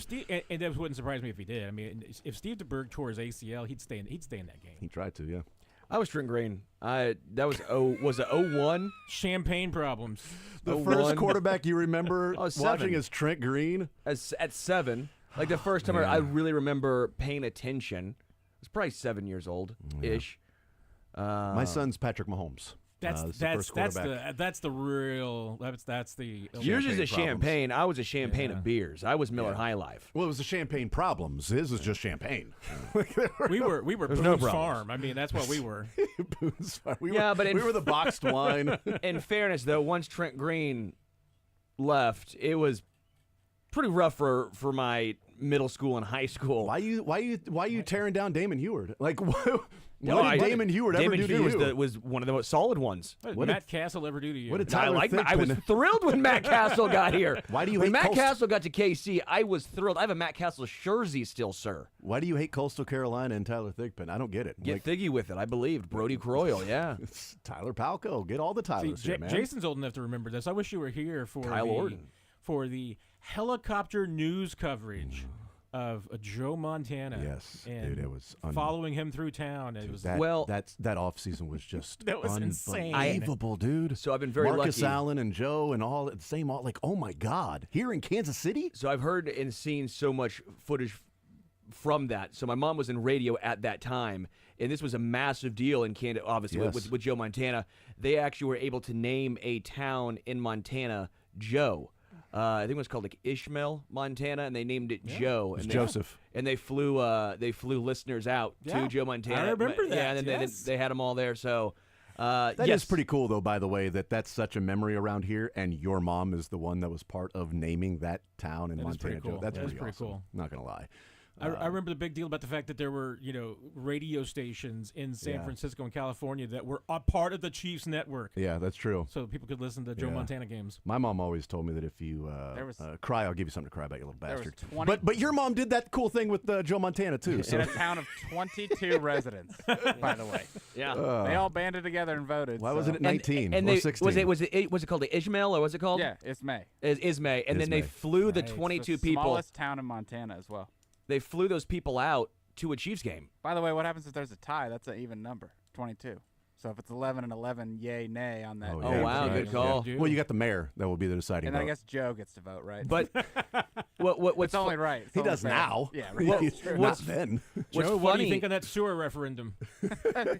What's funny about it, Dylan, Yes. is Joe Montana still remembers that though. Because I talked to him probably 6 months ago, whatever it was, and I asked him about this. Do you remember when the town was named after you? He goes, "Oh yeah," and they flew. I'm pretty sure those got the small town in for a Chiefs game, and he I guess hung out with them or like a pregame meet and greet with the 22 people from Ismay, Montana. That's awesome. Amazing. Dude. Which brings us back to Bill Moss going into the Chiefs Ring of Honor. We really took that detour on that one, didn't we? You know what? And it was a fun detour. It was We a could have little been drive breaking through down the the draft. countryside. On picks. this show, that's considered a straight line. Yeah, that's exactly right. We yes. saw some monuments. We didn't branch off. We just took. It was the road. All we did Kids, was Big take. Ben, Parliament.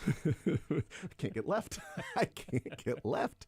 Matt Derrick is hanging out with us, but yeah, congratulations to Bill Moss. Yes. Really cool. And when you know it's that special to somebody and what it means to them, and to be that emotional with the call, with the conversations he's had, with the night and the ceremony thing, with a bunch of people there, with Bill and everything. It's really cool. We'll take a time out. We'll come back and we'll talk about the NFL draft. We talked to Matt Derrick last Friday about Josh Simmons and then what to expect the rest of the draft.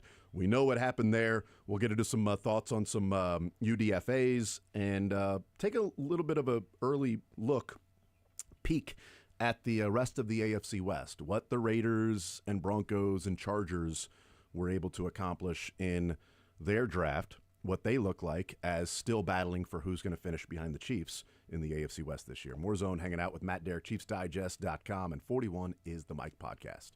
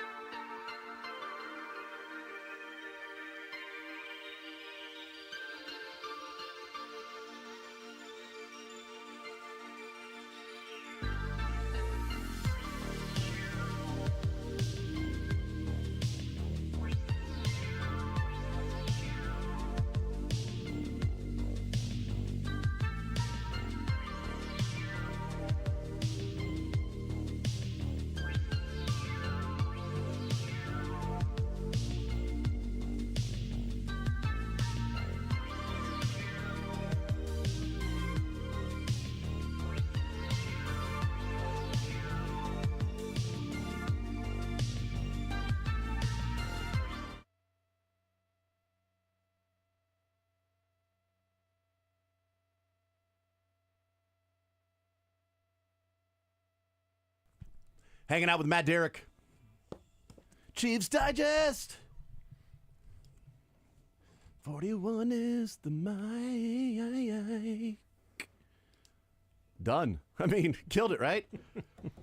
Matt Derrick is hanging out with us. It's a Friday edition of the show. Matt, we talked about Josh Simmons last week. Sterling has been gloating for the last week because he said, "Oh, what about Omar Norman Lott tonight?" And then Matt Derrick was like, "Sterling, you're an idiot. There is zero chance they're taking Omar Norman Lott, and if they do, it's the worst pick anybody could ever make in the history of history." That doesn't sound like something I would say.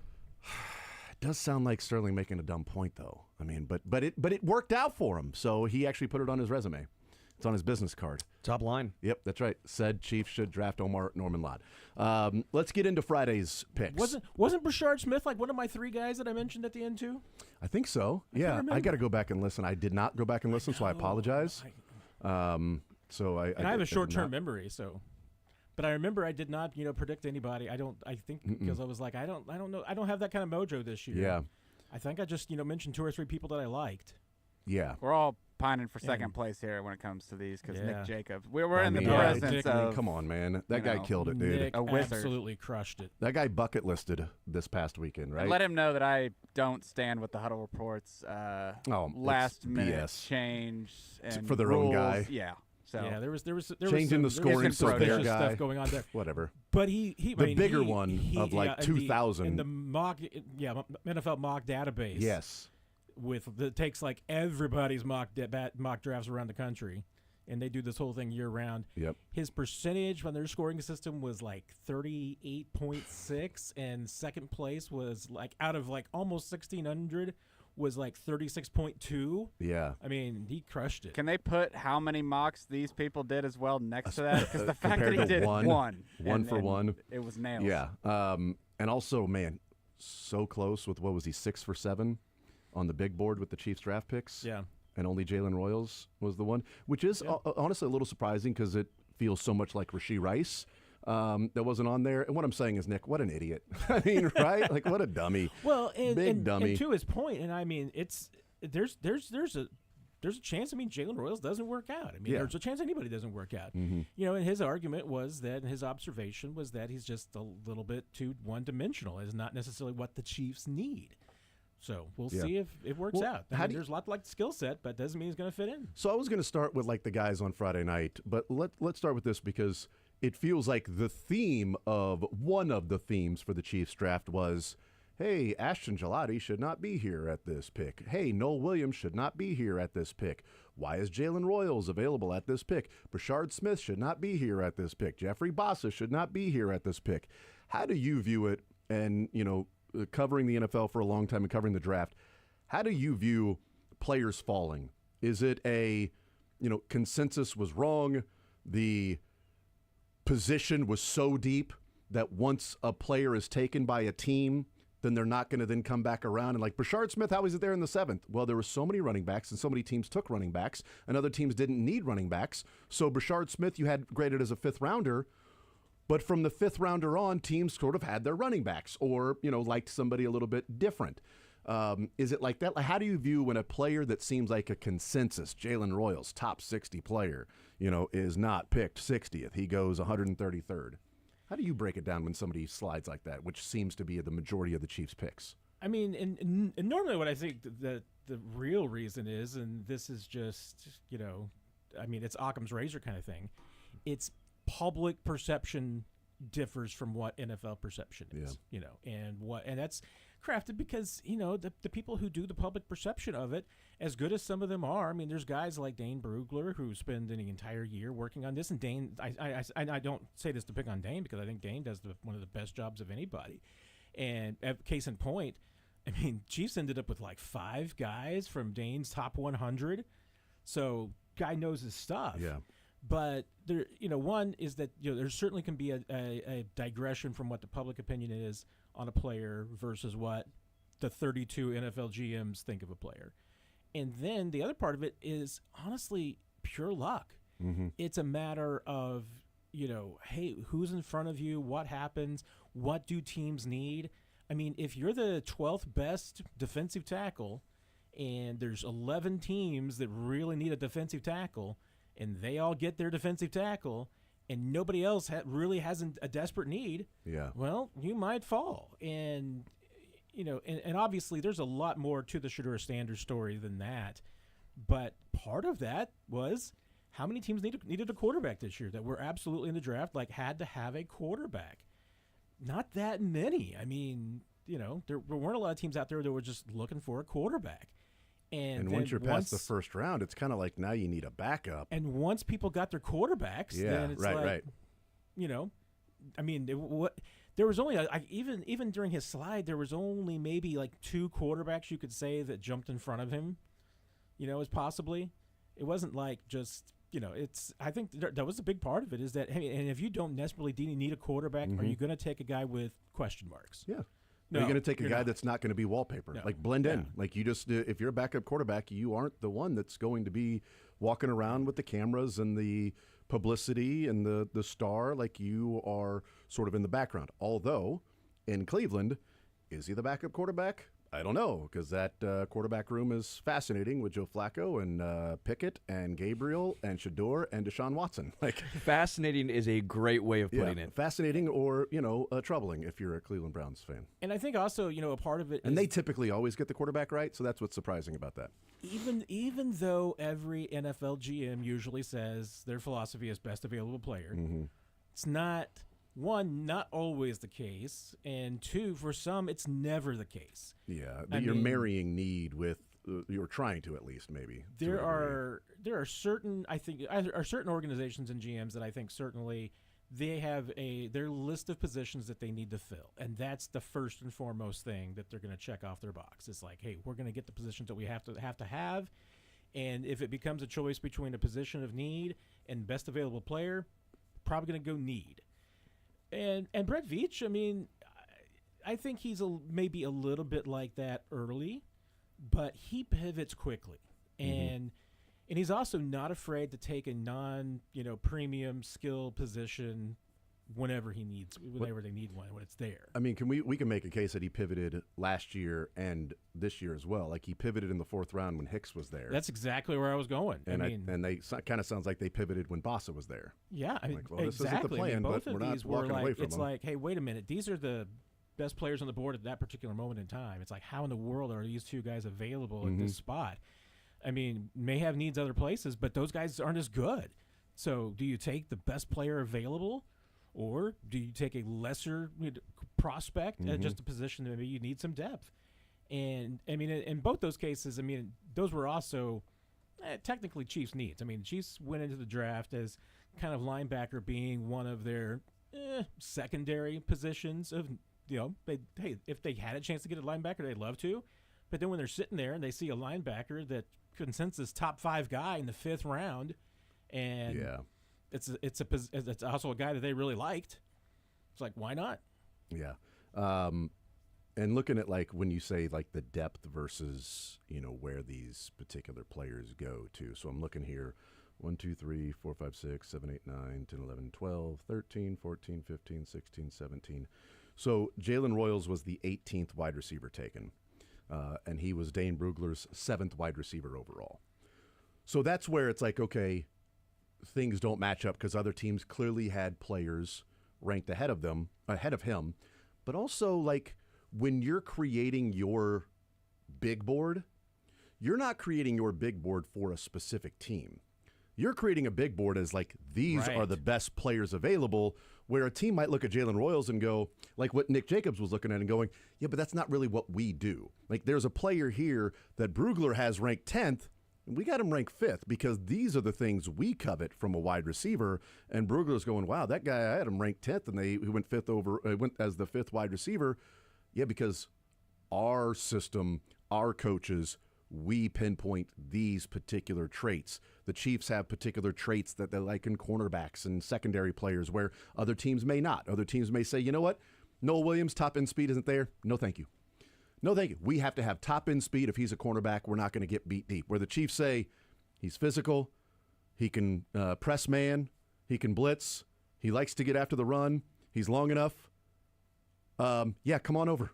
We'll take you. And others would be like, yeah, but he's not fast enough. Sorry, he's not on our board. So I think that's an element, too, when you're saying, well, these players are sliding. Well, Jalen Royals slid all the way to the, fourth round, pick number 133.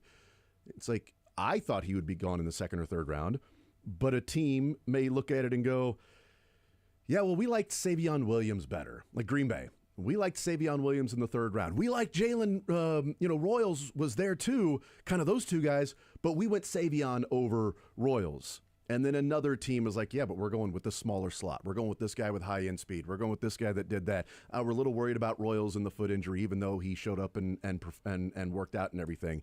Like, it's all the beauty in the eye of the beholder, and it sort of depends on which player that you sort of like. Because as Brett Veach has said, we've done all this work on these guys. You kind of want to end up with your guy. But it doesn't mean you're going to be right about your guy.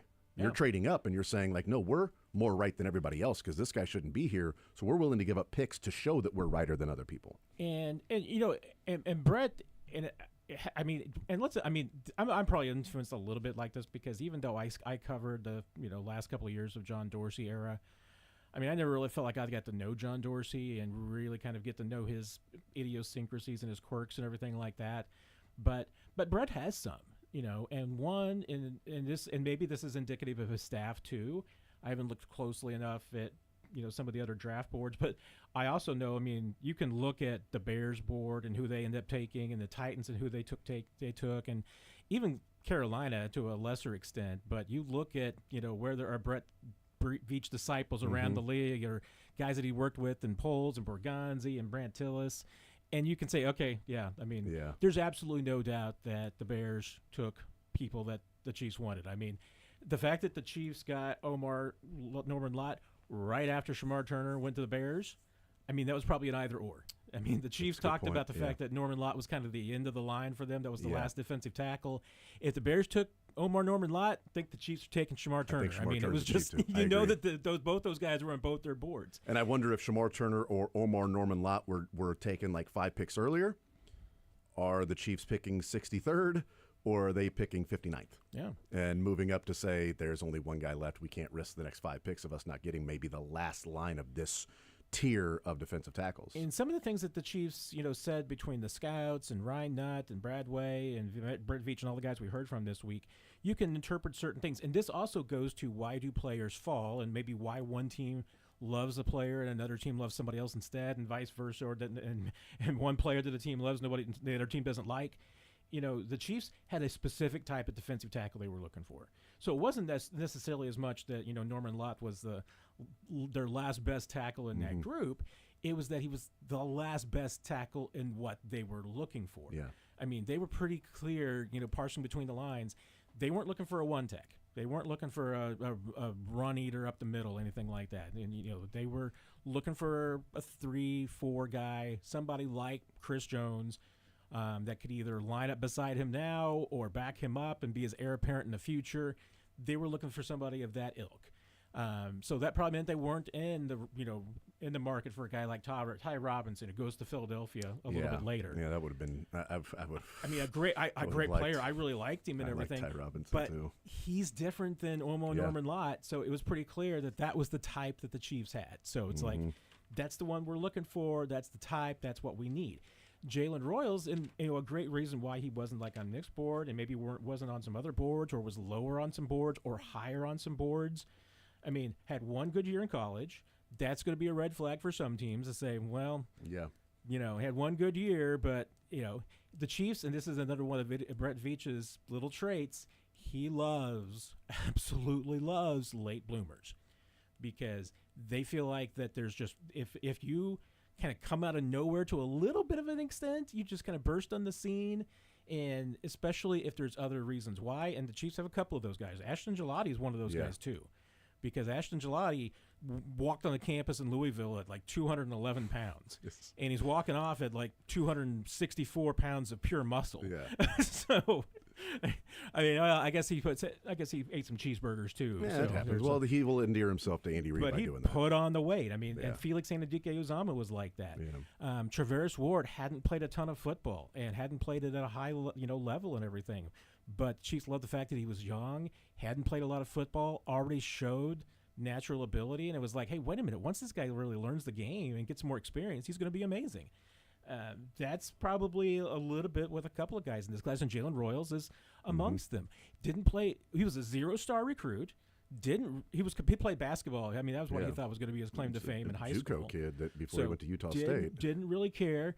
Goes to Georgia Military Academy because I think he said this before in one of his interviews. Like, didn't really care about football or academics in high school. Yeah. So goes to a Georgia Military College for JUCO to get his grades up, and did that. Got his grades.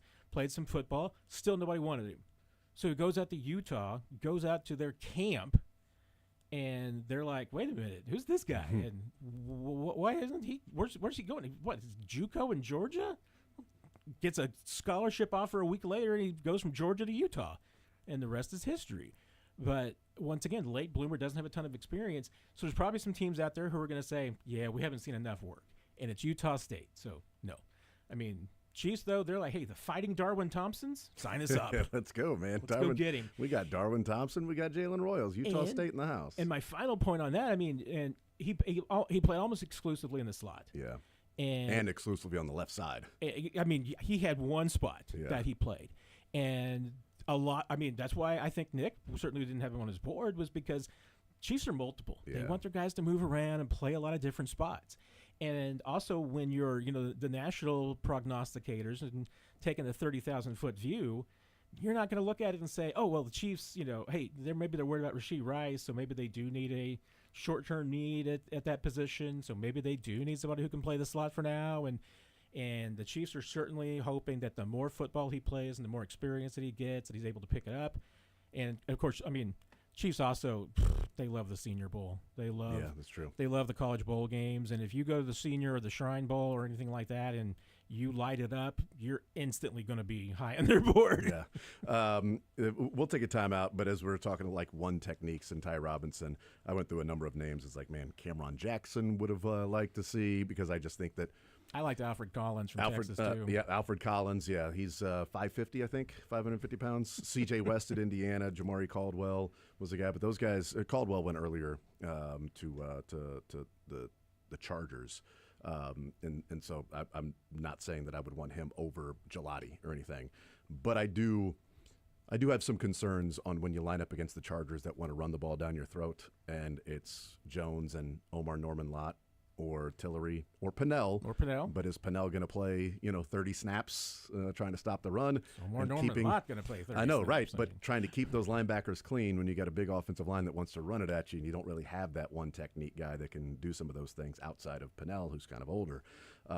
We'll take a break, but you mentioned like knowing what Borgonzi and those guys, the story from Mike Silver in The Athletic when the young GM for the Jags was asked at pick number 46 who the Rams are taking, and he said, looked at his board, said, Terrence Ferguson, tight end. That's pretty good. Terrence Ferguson, tight end. Yeah, I know what McVay, I know what they're doing. I know what they look at, and it's kind of like what you're talking about with Poles and Borgonzi and Tillis and Brett Veach, kind of the same thing. We'll take a time out, come back, continue rolling. More Zone next.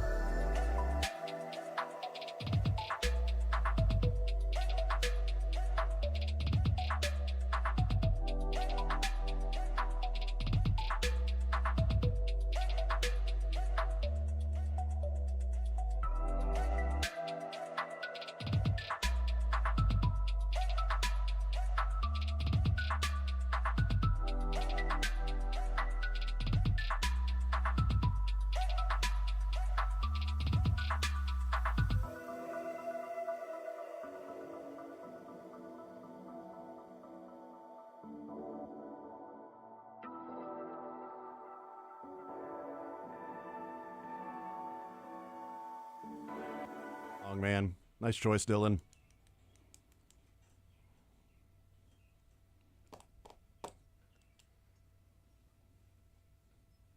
Matt Derrick, Chiefs Digest 41 is the Mike podcast. There are a number of things I want to get into that would be bigger conversations that we don't have the time in this particular segment. We're going to hang out with Matt Derrick for one more segment in the noon hour, but let's just go with let's go with your favorite pick of the draft of the 7 for the Chiefs, because there are a number of other things I want to get into with the picks, and so maybe this will be a jumping off point for the beginning of the conversation in the next hour. But do you have one that sticks out? Position, fit, value, all of that. I mean, I have 3 that are really close. Okay. Because I love Ashton Gelati.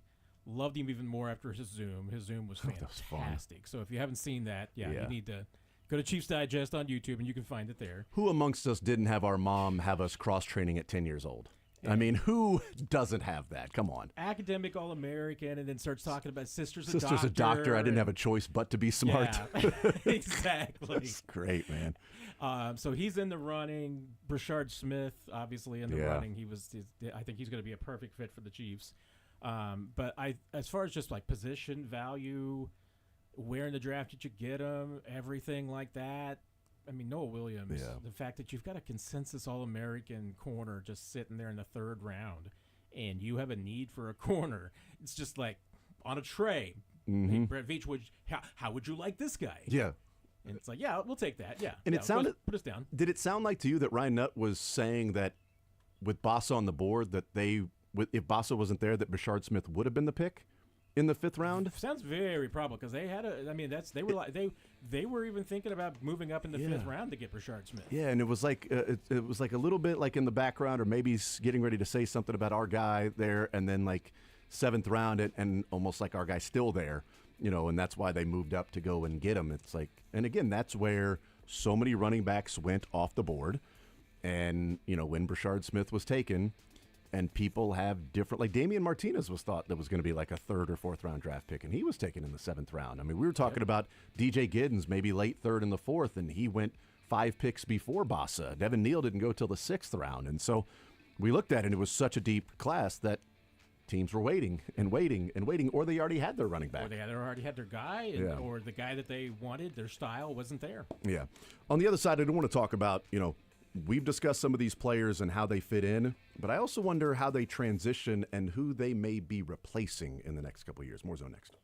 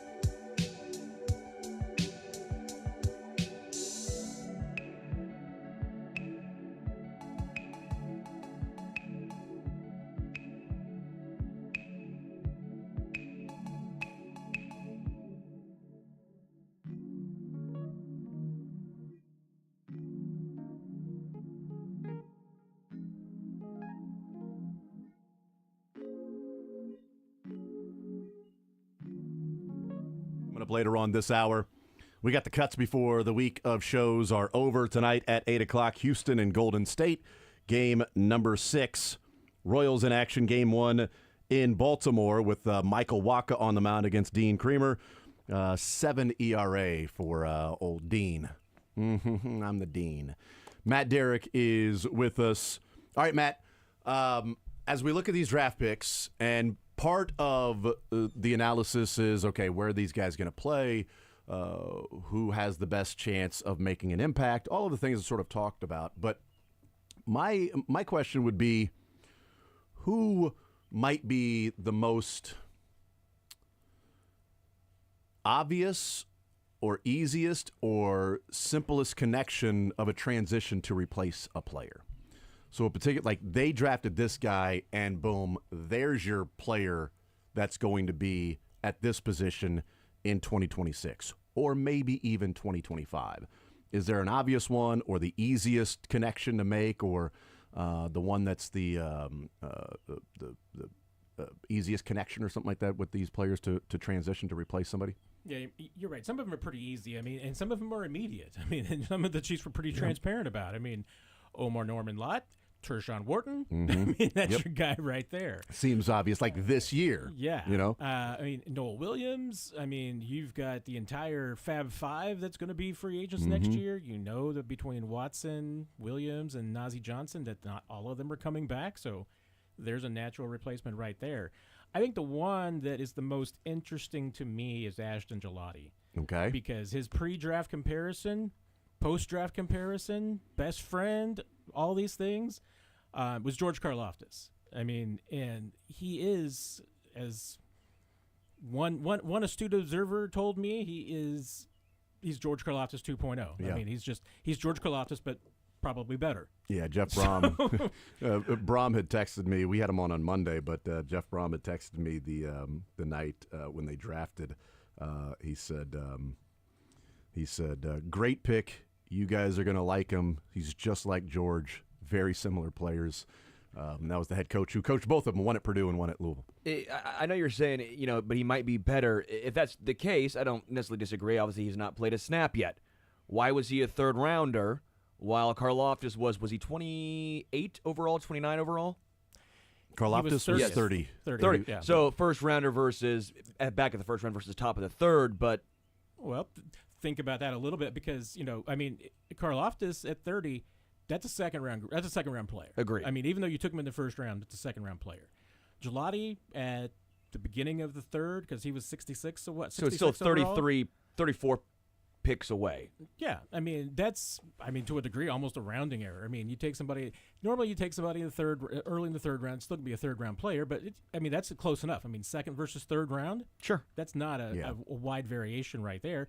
And I would probably say that this year's edge group overall was probably better. Okay.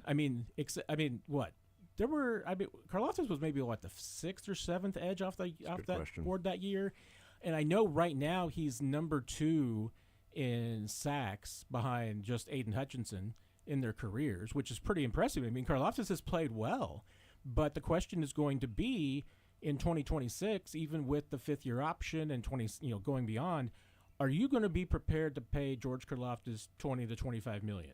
I mean, right now, Spotrac says that he's a $20 million defensive end, and that's not, I mean. I haven't looked at the value for Trent McDuffie. I imagine Trent McDuffie's value is higher than that. But, I mean, George Karlaftis hasn't been to Pro Bowls. He hasn't been to he hasn't been an All-Pro. I mean, is the Chiefs with the talent that you've got and the fact that you've got to make decisions, is he the guy that you can make a $20 million player? Or if he goes out and has 15 sacks this year, can you make him a 25, 28, $30 million player? Or do you go with the guy that's making a rookie contract? I mean, that's going to be your decision. Well, I would go ahead, Stern. I was gonna say, but he was the 5th defensive end taken, by the way. Yeah, It was, but Jermaine Johnson was before him. Yeah, which people thought the Chiefs were trading up to get Jermaine Johnson when they took Trent McDuffie. I was like, trade up to this is Jermaine Johnson. This is Jermaine Johnson getting the FSU guy that everybody wants. Look at the traits. Look at all this stuff.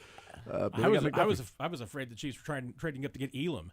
Oh God! So boy, wasn't that how great it worked out for KC getting McDuffie and Karlaftis. No kidding. Wow. So somehow Brett Veach knows more than us. I don't know. Shockingly, Shockingly. he Brett Veach somewhat gets it right. nailed that. Yeah, maybe. I was gonna go somewhere. Sorry, I apologize. No, you're fine. I guess. Oh yeah, here we go. Because this is the last year of Charles Omenihu's contract, right? Yep. FAU has yet to take a step forward. Mike Dana's probably the final year of his contract. It is, I would say. So, can the Chiefs, even if Gelati looks solid this year and he looks like a guy, they still need some help on the edge. Sure. I mean, I guess I understand the thought process of Karlaftis is not elite, and you might have to pay him more than you'd like to because he's going to be threading the needle of maybe not quite elite pay, but he's going to be getting some Pro Bowler type edge money for a guy who's probably not going to have made a Pro Bowl. But even that being the case, can the Chiefs afford to not bring Karlaftis back? That's not a great spot to be in because they have struggled to really get guys to have some consistency as an edge rusher. As much as we like Omenihu, he's been injured or suspended. As much as FAU, things may vary. The 6 snaps a game he had last year, those 6 snaps look good a game. It's only 6 snaps. I don't know if they can afford to let Karlaftis walk. Oh, I mean, it's a legitimate question. I mean, but the thing is then if you keep George Karlaftis, where do you cut somewhere else? Where do you cut budget? You might. So this is you would be paying more for the 2 players than you would be paying for right now. So currently, Dana and Karlaftis are about $12 million combined against the cap. And if you're entering 2026 and you sign George Karlaftis, the cap can be manipulated one way or another. So in theory, it could be less than, with Gelati being a 3rd rounder. But moving off of Mike Dana saves you $9 million against the cap. So if you say, well, George Karlaftis is going to be a $23 million a year player, cap hit, whatever. Well, we're saving 9 for Mike Dana. So in this first year, he's a $14 million cap hit, while Gelati's a $700,000 cap hit. And so therefore, we've got, probably not 700,000, going to be more than that. Let's say $1 million cap hit. So there's 15 million as opposed to 12 million in 2026 as opposed to 2025 could be. And that's if you're actually having a cap hit that year of Karlaftis being like 23. I think that's where you can start to maneuver and fit it in to where if you say, actually, I think Gelati is going to replace Mike Dana. And you save $9 million for Dana's contract, and Bassa is going to replace Drew Tranquil, and you save $6 million with Tranquil's contract. And now by Bassa and Gelati, you've saved $15 million at the end of next year to go and use elsewhere or to help sign Karlaftis or McDuffie. Yeah, I mean, and I'm not saying you need to go trade George Karlaftis. I'm just saying it. And no, those like are. You're saying, but these are the things that they're thinking of. That would be the great situation for the Chiefs to be in if you can afford to keep George Karlaftis because you've got a guy like Ashton Gelati on the other side who's not making any money. That can work out. But if especially there's a couple of things that could play out here. One, I mean, I would be very surprised if I'm George Karlaftis in his representation.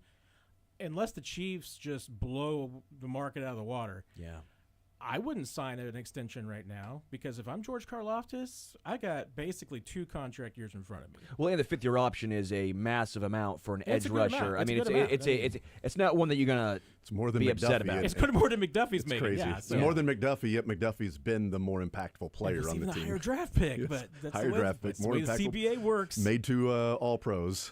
But I mean, I'm not signing an extension right now if I'm George Karlaftis because I want to go out and see if I can put up a contract year.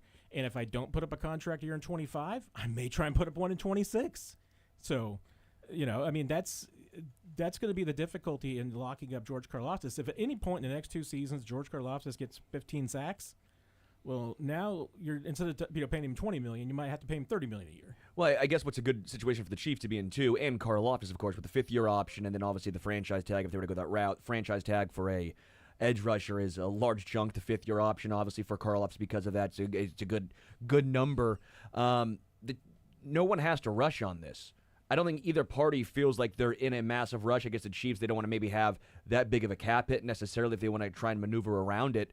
But again, you can still do that, and Karlaftis is still young. That was a big talking point of him coming out of college. It behooves both parties to almost play this out for at least this year, and maybe even one more. The Chiefs are sitting here going, well, what is FAU ever going to be, if anything, right? This is the year for FAU. If he doesn't do anything, then it makes them re-signing Karlaftis more imperative. Gelati now, again, from the Chiefs' perspective, they have the fifth-year option. Gelati is not a ton this year. They have one more year to try and make a decision because, I mean, both parties can look at it as a positive if they want to. Again, I think you're right. There's not a huge rush, maybe even on either side here. No, there's no huge rush. I mean, the Chiefs would. I mean, would you love to lock up George Karlaftis at a below market deal right now? Sure, but like I said, if I'm George Karlaftis, I'm not doing that. I'm going to go out and try to have a contract year. Let's say he does. Let's say he does go out and get 15 sacks this year, and now he is amenable and saying, sure, pay me $30 million a year, I got it. That's when the Chiefs are going to have to make a decision because it's like, wait a minute. You know, we're good and our budget's good and everything. We've got slotted to George. We could pay him $20 million a year for 5 years. We can't pay him $30 million for 5 years. So now next March, do you have? And that's why I think this is going to be the question next March, and the debate is on George Karlaftis, especially if he has a good year. Do you sign or do you trade? Because he's going to have his maximum. If he has a great year this year, next March will be his absolute maximum value. For everything from trade standpoint, because you go and you're trying to trade him after a good year in 26, in 27, if you're trying to trade him and on a franchise tag, not the same value. What you would weigh if you're Karlaftis as an agent and his agent, depending on what the Chiefs offer. He's making $2.3 million cash this year. He's made 9.6 in his career, so he'll be at $12 million in his career at the end of this year. 15.2 is the fifth-year option.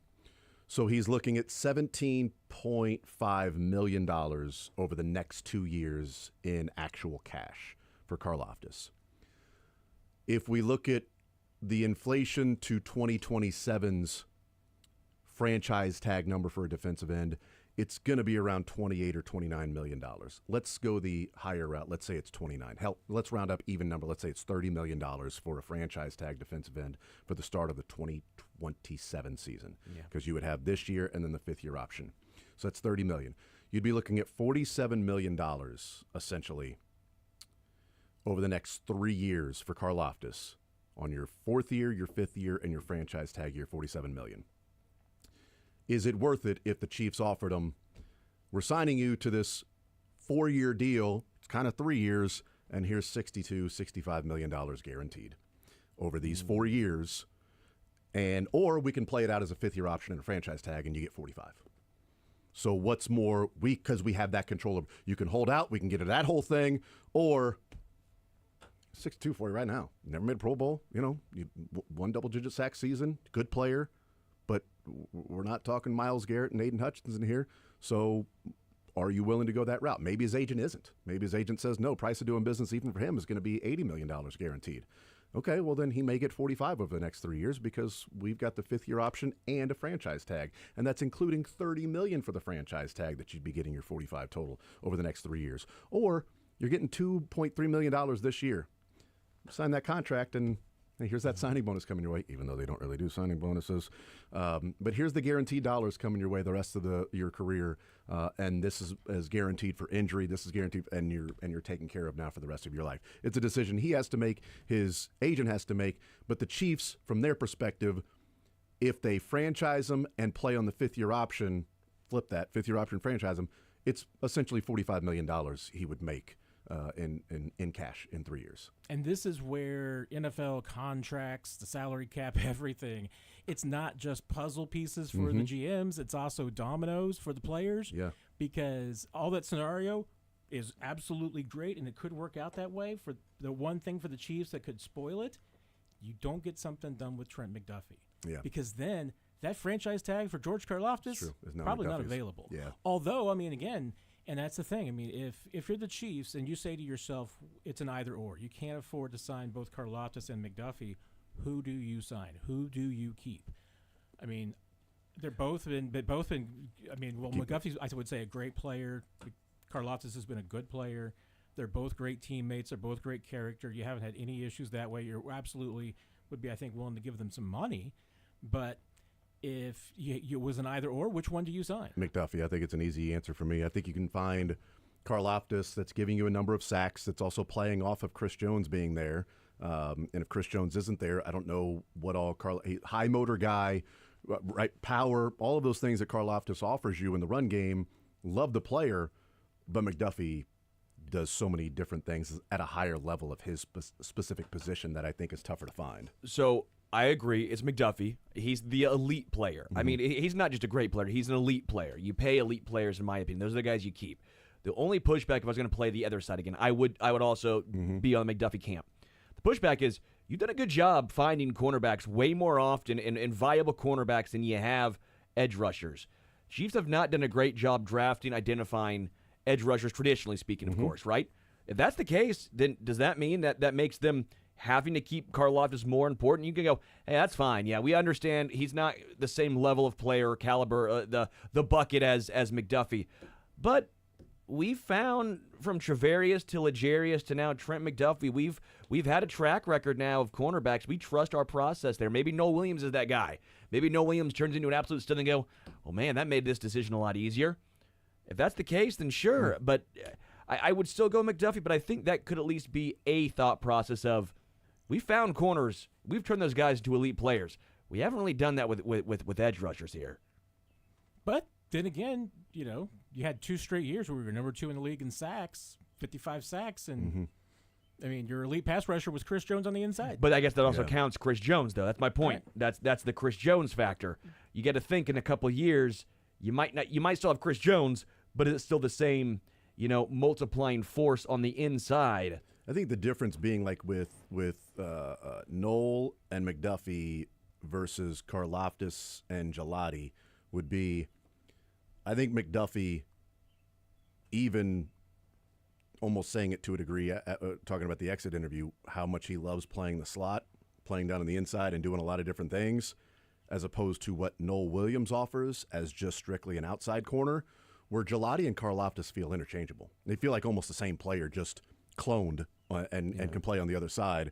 McDuffie and Noel Williams are not the same player. One's going to be playing almost primarily on the outside, and the other one has excelled from a level of being an elite player to then excelling and maybe being the best slot corner in the NFL. They don't do the same thing. They play the same position, but they play it. I mean, really, if we're talking about slot and outside, it's not really the same position. Where Karlaftis and Gelati feel like they're clones, where one feels like an easier replacement specifically for that one player than Noel Williams for McDuffie. So my question to both you guys here, and Dylan, you can get in if you want on this as well. I think this is just interesting. Get in where you fit in. If Trent McDuffie is moving to the slot this year, if that's the thought process, then he would have played 3 out of 4 years in the slot, right? Kind of, yeah. Basically, I think so, 2.5, 3 years. The highest paid slot corner in the NFL is Kyler Gordon, 3-year, $40 million. I'm not saying the Chiefs would do this. I'm not saying they should do this. But there is that thought process of slot corners don't get paid anywhere near outside cornerback money. Well, they can offer him slot corner money. He ain't signing it. Well, that's the thing, because I agree, though, but I'm just saying, is this a situation where it actually drives his market down just a little bit by him playing primarily in the slot this year? I would if I was agent, I'm saying no, because I was saying it probably increases his value because Trent McDuffie is. It should. Trent McDuffie, let's face it, by the record, by what it looks like and everything, Trent McDuffie is the best slot corner in the league. He's a first-team All-Pro, and he's a second-team All-Pro outside corner. Yeah, so put him anywhere. Put him anywhere on the field. Pay him like that because who else is an All-Pro at 2 different positions? Right. I don't disagree. By the way, I'm just throwing this out there. If you are the Chiefs, do they try that? Hey, man, we get that, but you're a slot corner now, and look at the slot corner money. We'll make you the highest paid slot corner.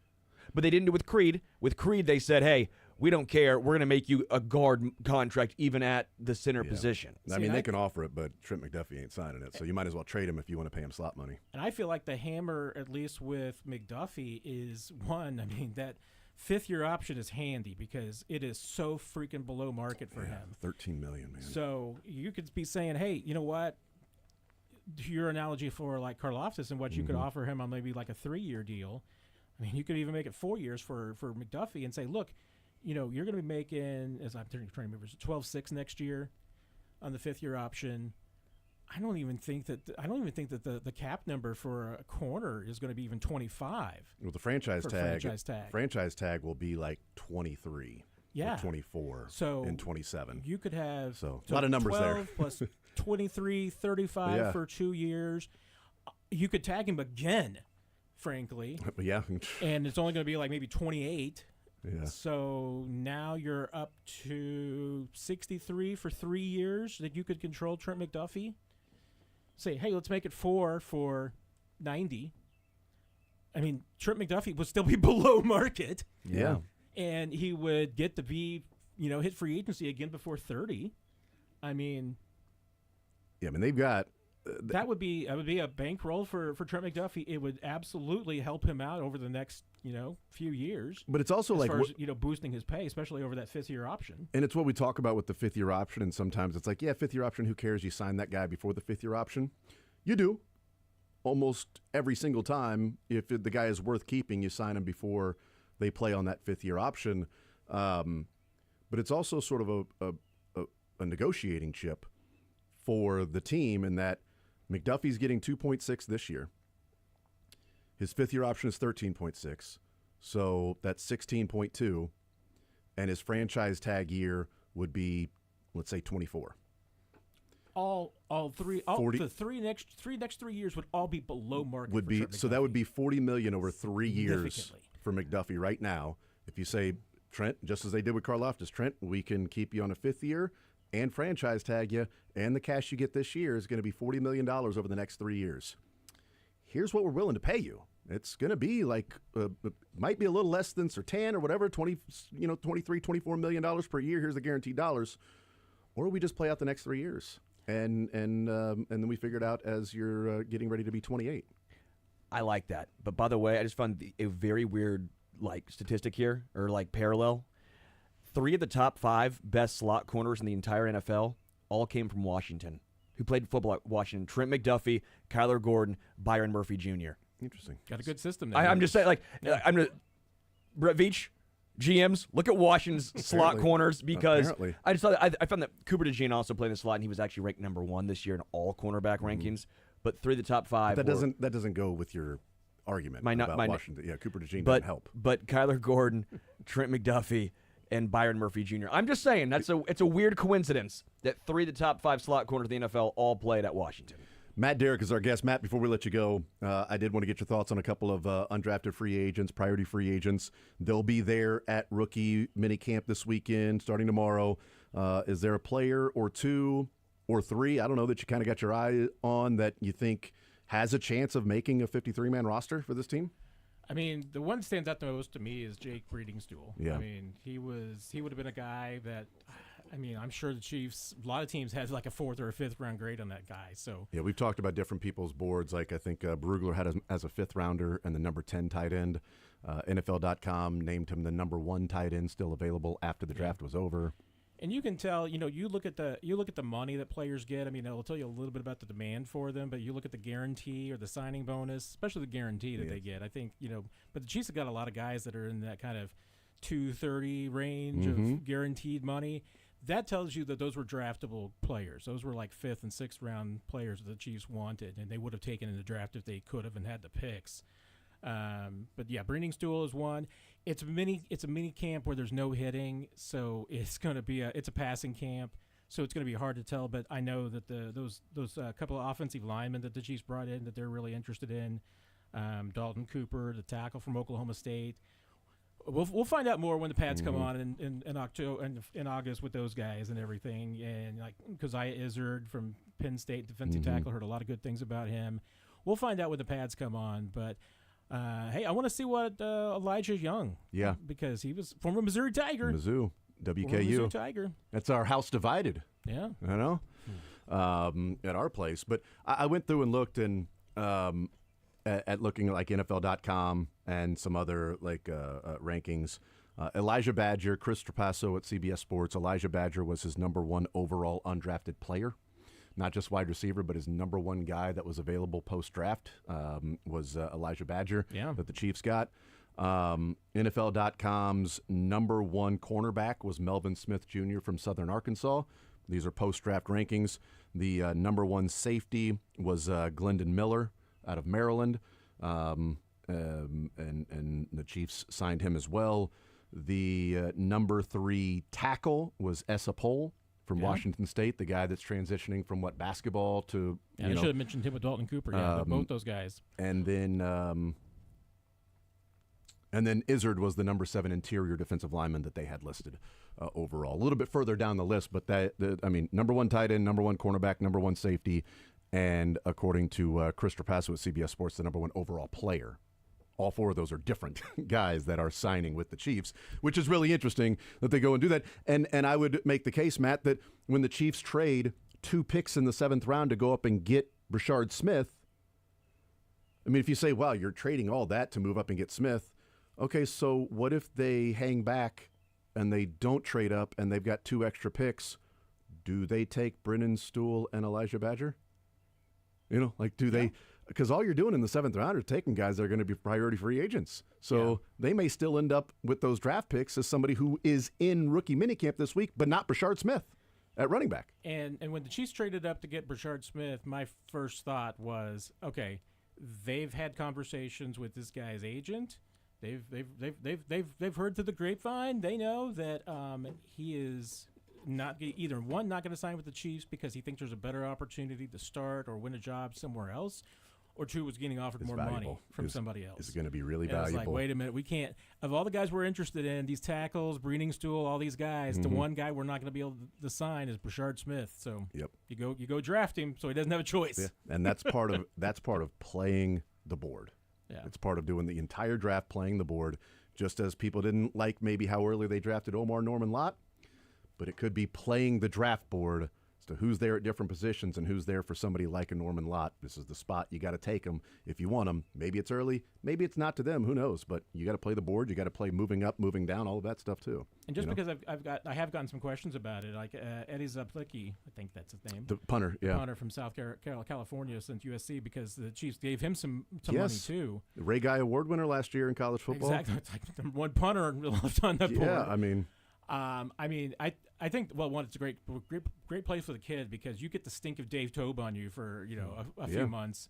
I mean, obviously that makes the career for anybody. I mean, how many? I mean, who are the best punters in the league right now? They all spent time with Dave Tobe. I mean, whether it's Townsend or Jack Fox or Ryan Reckow. Yeah, everybody. That's a good point. Everybody's having a great year. Gets around Dave Tobe for a few months, so that's all you need. I still think that Matt Araiza is going to be your punter. But let's face it, he was kind of inconsistent last year. Better learn how to drop it inside the 20 more often. And it's just kinda was you're underselling the kinda. I mean, I like the every once in a while the guy breaks out a 70, 75 he wasn't yard punt. Was not terribly inconsistent when he just got the boom. Yeah, like I'm fine with that. Oh, great, you're switching field position. How about if the Chiefs are 10? Yeah, he's not. He tried to be so fine. He tried to pin it inside the 5 every time, and. Like, dude, you've got from the 20 to the 1. You got a wide variance that if it's at the 18, it's still better than kicking it into the end zone. All right. If it's at the 15, it's better than kicking it into the end zone. And it's like, no, it's either inside the 5 or nothing. And there was way too many that bounced at the 1 or the end zone or just inside. Like that can't you can't punt from the 50 and give them the ball at the 20. And this is the crazy thing because we think of him as just being an absolute boomer and everything like that. Nothing but a big leg. I can tell you from talking to him, he is like Harrison Butker talking about punting. I mean, he's very intellectual about it. I mean, he's just like, because I was asking him about what you do for touch kicks, and he would just get into these.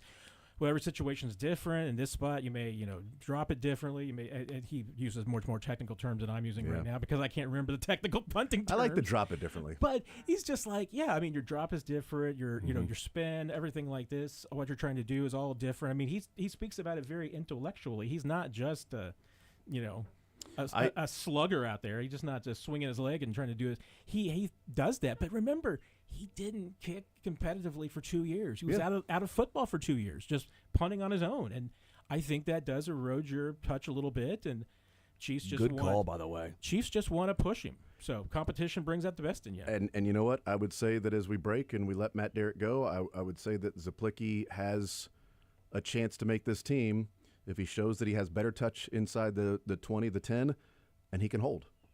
If you can hold and you've got the touch inside the 10, I mean, do you lose 6 yards on a booming punt so you gain 10 yards when you're punting at the 50? I mean, which is more needed with this Chiefs team? A guy that can completely flip field position by punting it 70 yards, or a guy that can pin it inside the 15 more often and also knows how to hold? And you know what really got overlooked? Is it last year? Rice was a really good holder. Yeah, he was a good Agreed. holder. Yeah, right. Agreed. That's what I'm saying. If Zaplicki He can't never hold, done it before. if and he was Zaplicki, a really good holder. if he's not good at holding, he's not going to make the team. So he's got to be better in the touch, and as good as Ariza at holding if he's going to make the team. If not, then hey, put the stuff on film and try to get yourself a job Once somewhere you get else. the stink of Dave Tobe on you, Yep, you're absolutely. good. We get the stink of Matt Derrick for the rest of the show, which is great. Matt Derrick, Chiefs Digest 41 is the Mike podcast. Matt, you're the man as always. Appreciate it. Enjoy rookie minicamp, and make sure you tweet out who Gelati has in the Derby tomorrow night, who he's going to pick. We need to know that. My responsibility. I will try to find out. There you go. We'll take a timeout. We'll come back. More Zone next.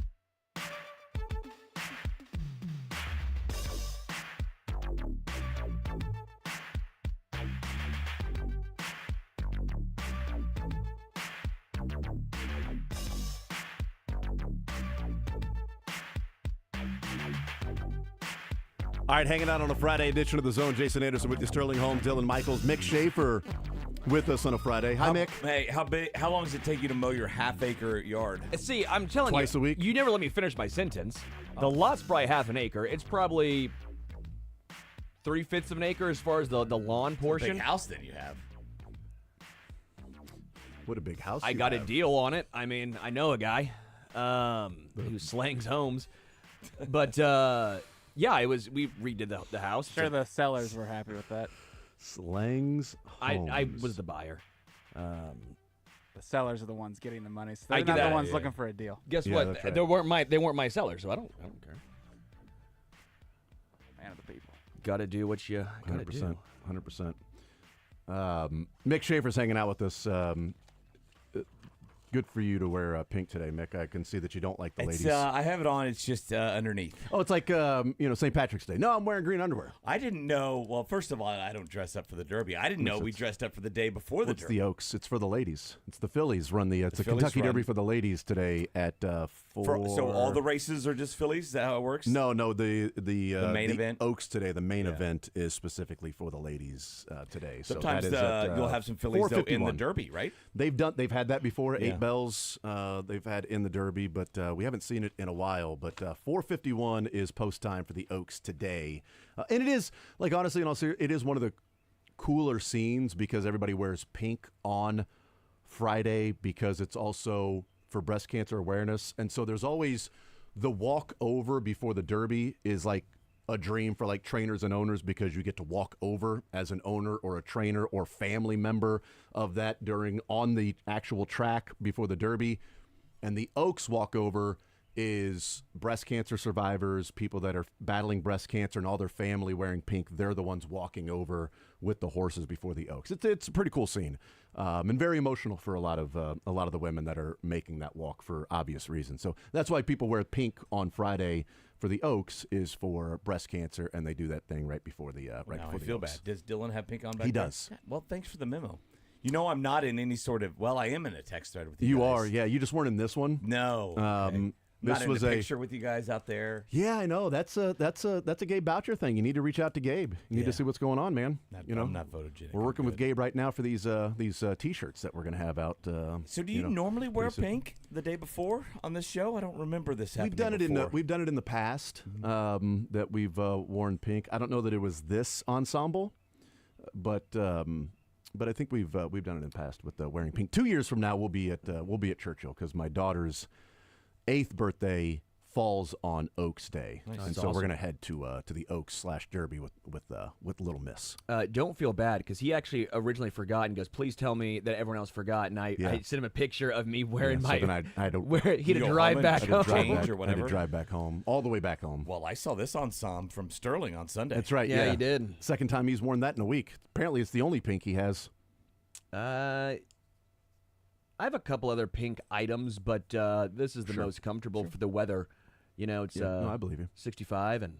I had options as well, but just didn't hear about it again. Yeah, the options weren't Yeah. there because we didn't tell you. So sorry about that. You know Dylan what? even got in on. I love Dylan wearing the pink too. He's like, I got something for you guys. I got some pink stuff there at the house too. Man, he's in touch with his feminine side. He Just likes wanna women. He's not a misogynist like Mick. You I know, just want to see this text thread that I'm not on and how much you guys talk about me and make fun of me. And You know, look, he's gonna be wearing his mowing shoes. Yeah, he's like, "Oh, Mick, no, thank you. When do the men run? Tomorrow? Yeah, well, I'll dress up. What do you wear for that? Anything you want. You damn right. Blue. Yeah, blue. I'll wear blue, green. Doesn't matter. Teal. I don't care. Easter. Bring it on. Don't really care what it is, but you just tell me when the men are running. All right, these 3-year-old Are men. you supposed to at the Derby avoid wearing pink then on Nah, you can Saturday? wear- Because I feel like I see a Saturday lot you of can wear whatever pastels you on want. pink Yeah, just there wear on whatever you Saturday, want too. on the on Derby Day. But and it's not like a requirement. There are people that don't wear pink on Friday that don't like women apparently. So I mean, there's you'll see it like if you watch the race today. checks. 4:51 is the post time, and tomorrow. Gosh, where is it that we can watch the Derby tomorrow? I got to find out, see what channel it's on. The Derby. Find channel In, 41. Leave it there, please. I've changed my. Inbic? Kishba. Kishba, the 41. Inbic 41, Yeah. Kishba 41, I think is where we can find that tomorrow. That's post time 5:57, though, right before 6 o'clock. I just always like the horses' names, and we've talked about it when they come down the stretch and they're going back and forth. I've switched mine to my new favorite for at least today's one, which is Fondly, and then Take Charge, My Lady. It's going to be like, Fondly, take charge, my lady. Fondly, take charge, my lady. That's a good one. You also have Simply Joking, which is a good one. Yeah. So that's a nice name right there. Yeah, you wouldn't know it. Is that guy telling the truth? Is he really going to win when he says simply joking? Simply Joking. It's Anna's Promise. I'm simply joking. Ballerina It's Anna's Promise. I'm simply joking. Ballerina Diora. Simply Joking. Drexel Hill. They're simply joking. Wait, Bless the Broken. Simply joking. Simply joking. Don't bless the broken. Bless the broken. We're simply joking around here. Quiet Side. Simply joking. That is a good one, though. Yeah, you never know. It's like the My Wife Knows All. My Wife Doesn't Know Anything. One of the That's the greatest. all-time best. Yeah. It is really good. Who's the favorite? Who are our the betting favorite favorites? today is a heavy favorite today in good cheer is the 6-5 favorite. Wow. She has yet to lose a race. This is today. Okay. For today, the Oaks with the Phillies, good cheer is a 6-5 favorite, has yet to lose.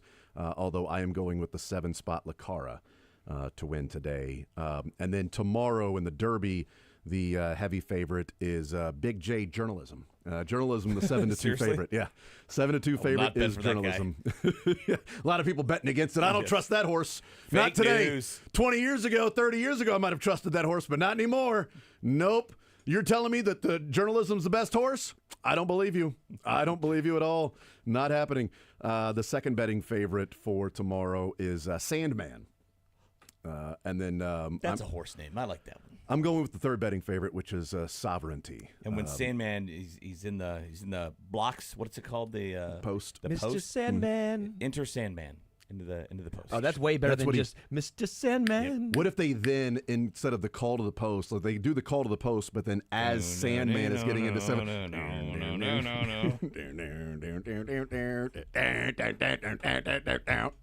What if they? Oh, you could put blinders on the horse. What if they put headphones on the horse, and the horse knows when it hears Inner Sandman. Now it knows it's about to run the fastest it's ever run before. Who calls the race? What's his name?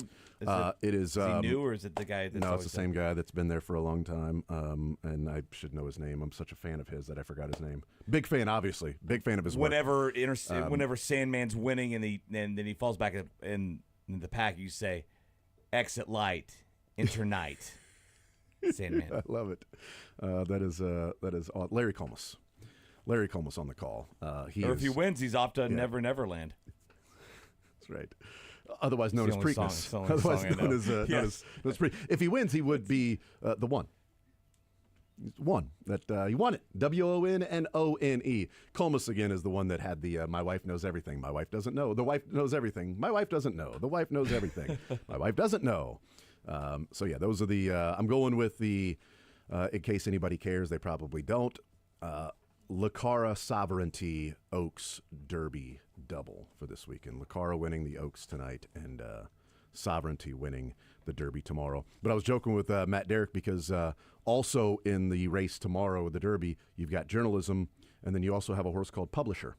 In the Derby, he's like, what the, 1-2 right there. Journalism and Publisher coming in 1-2 in the race. So American Promise, because you know why?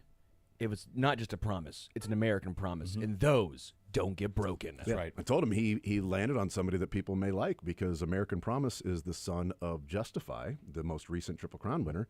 And if it is a sloppy track with a lot of rain tomorrow that they might be expecting, American Promise is one of only 4 horses that is run in the slop.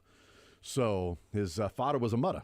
His Mutta was a mutta. Mutta was a mutta. His fodder was a mutta. His fodder was a mutta. His mutta was a mutta. So there you go. We'll do our Derby picks before the show is over. And you know so much, Nope. but you never win. Is that the deal? Never win. Right? Never win. Never win. The only time I've ever You won. outthink yourself. The only Outsmart time, yourself. but there's always one horse that jumps in and hits the board, and it's like that one horse ruined everything. I had number 1, 3, 4, 5. Didn't Corey win? Which does not. Yeah, Corey won because he was related to the dude Yeah. that had Country Road that was 50-1, and he didn't tell us, and he I'ma put like take $100 my bucks. horse to that country road. He put like $100 or something like that on Country Road or Country House, whatever the That's hell it was. I don't think those are the words. No, I switched it up a little okay, bit yeah. just to make the song work. But Wouldn't Country Road be the one if Take it's Me Country Home, Road? Country Road would have would be actually, there was an the- actual song that He's one. worked. But again, it might be Country House. I'm not even sure what it was. But like, yeah, he was like related to the trainer, and he's like, oh yeah, I won a lot of money. So no, we're related to him. Hey, thanks for the tip, buddy. 50 to 1. I'd have thrown a couple of bucks on it. Jerk. I need to text him, see if he's related to anybody in this race. Yeah, I'm related to Luxor Cafe, the 7-horse. How you related to the horse? His father was a mother. So yeah, Corey won a lot of money that year. Remember that. But it's always like one horse shows up on the board that it's like, really?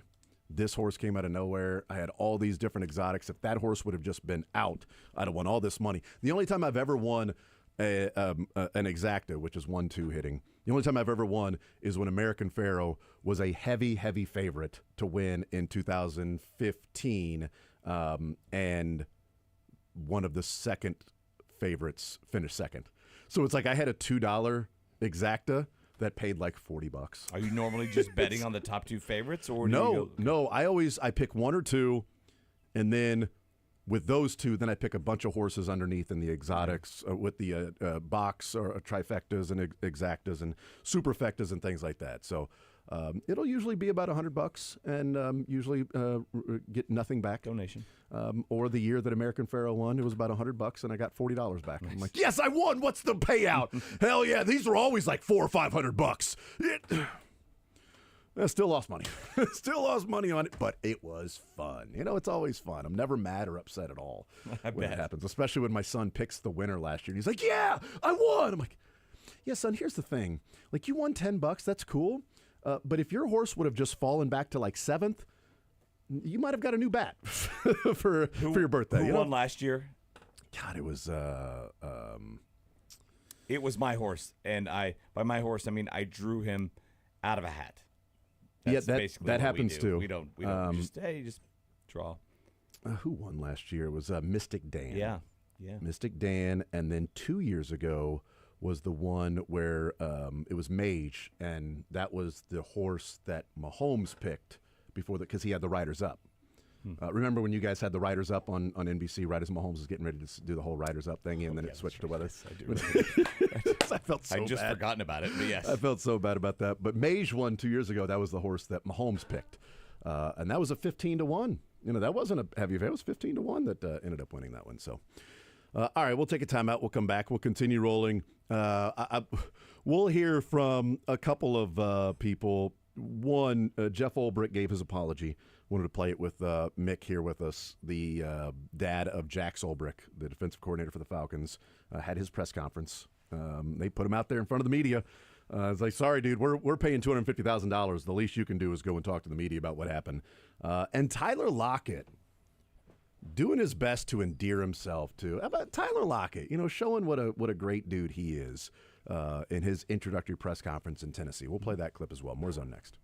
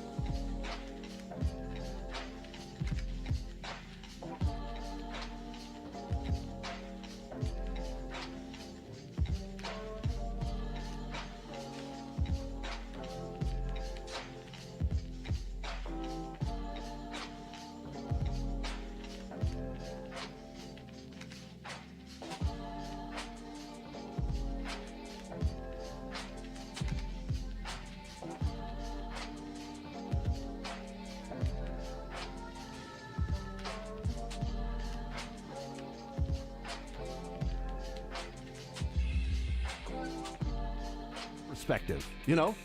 That one game, they scored 7. You know what? Their most recent game. Things are looking up. Averaging 7 runs per game in May. Darn right. When's the offense going to break out? It's gonna be May? Matt Derrick, when's the offense going to break out, you think? It could have been May. Yeah. Thank you, Matt. Yeah, so He knows Absolutely. football and knows baseball. he just knows ball. He knows ball. You know what I mean? He knows ball.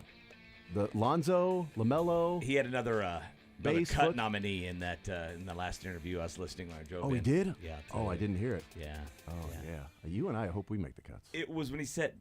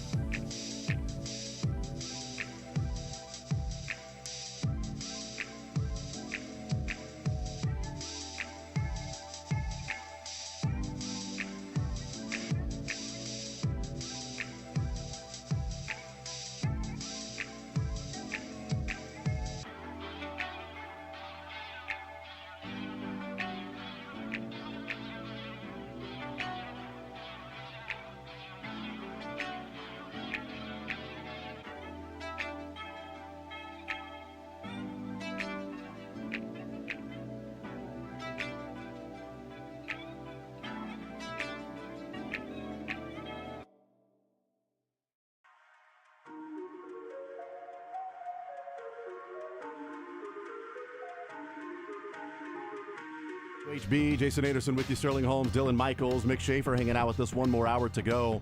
There is news in the NBA. We gave this, we told you about this earlier.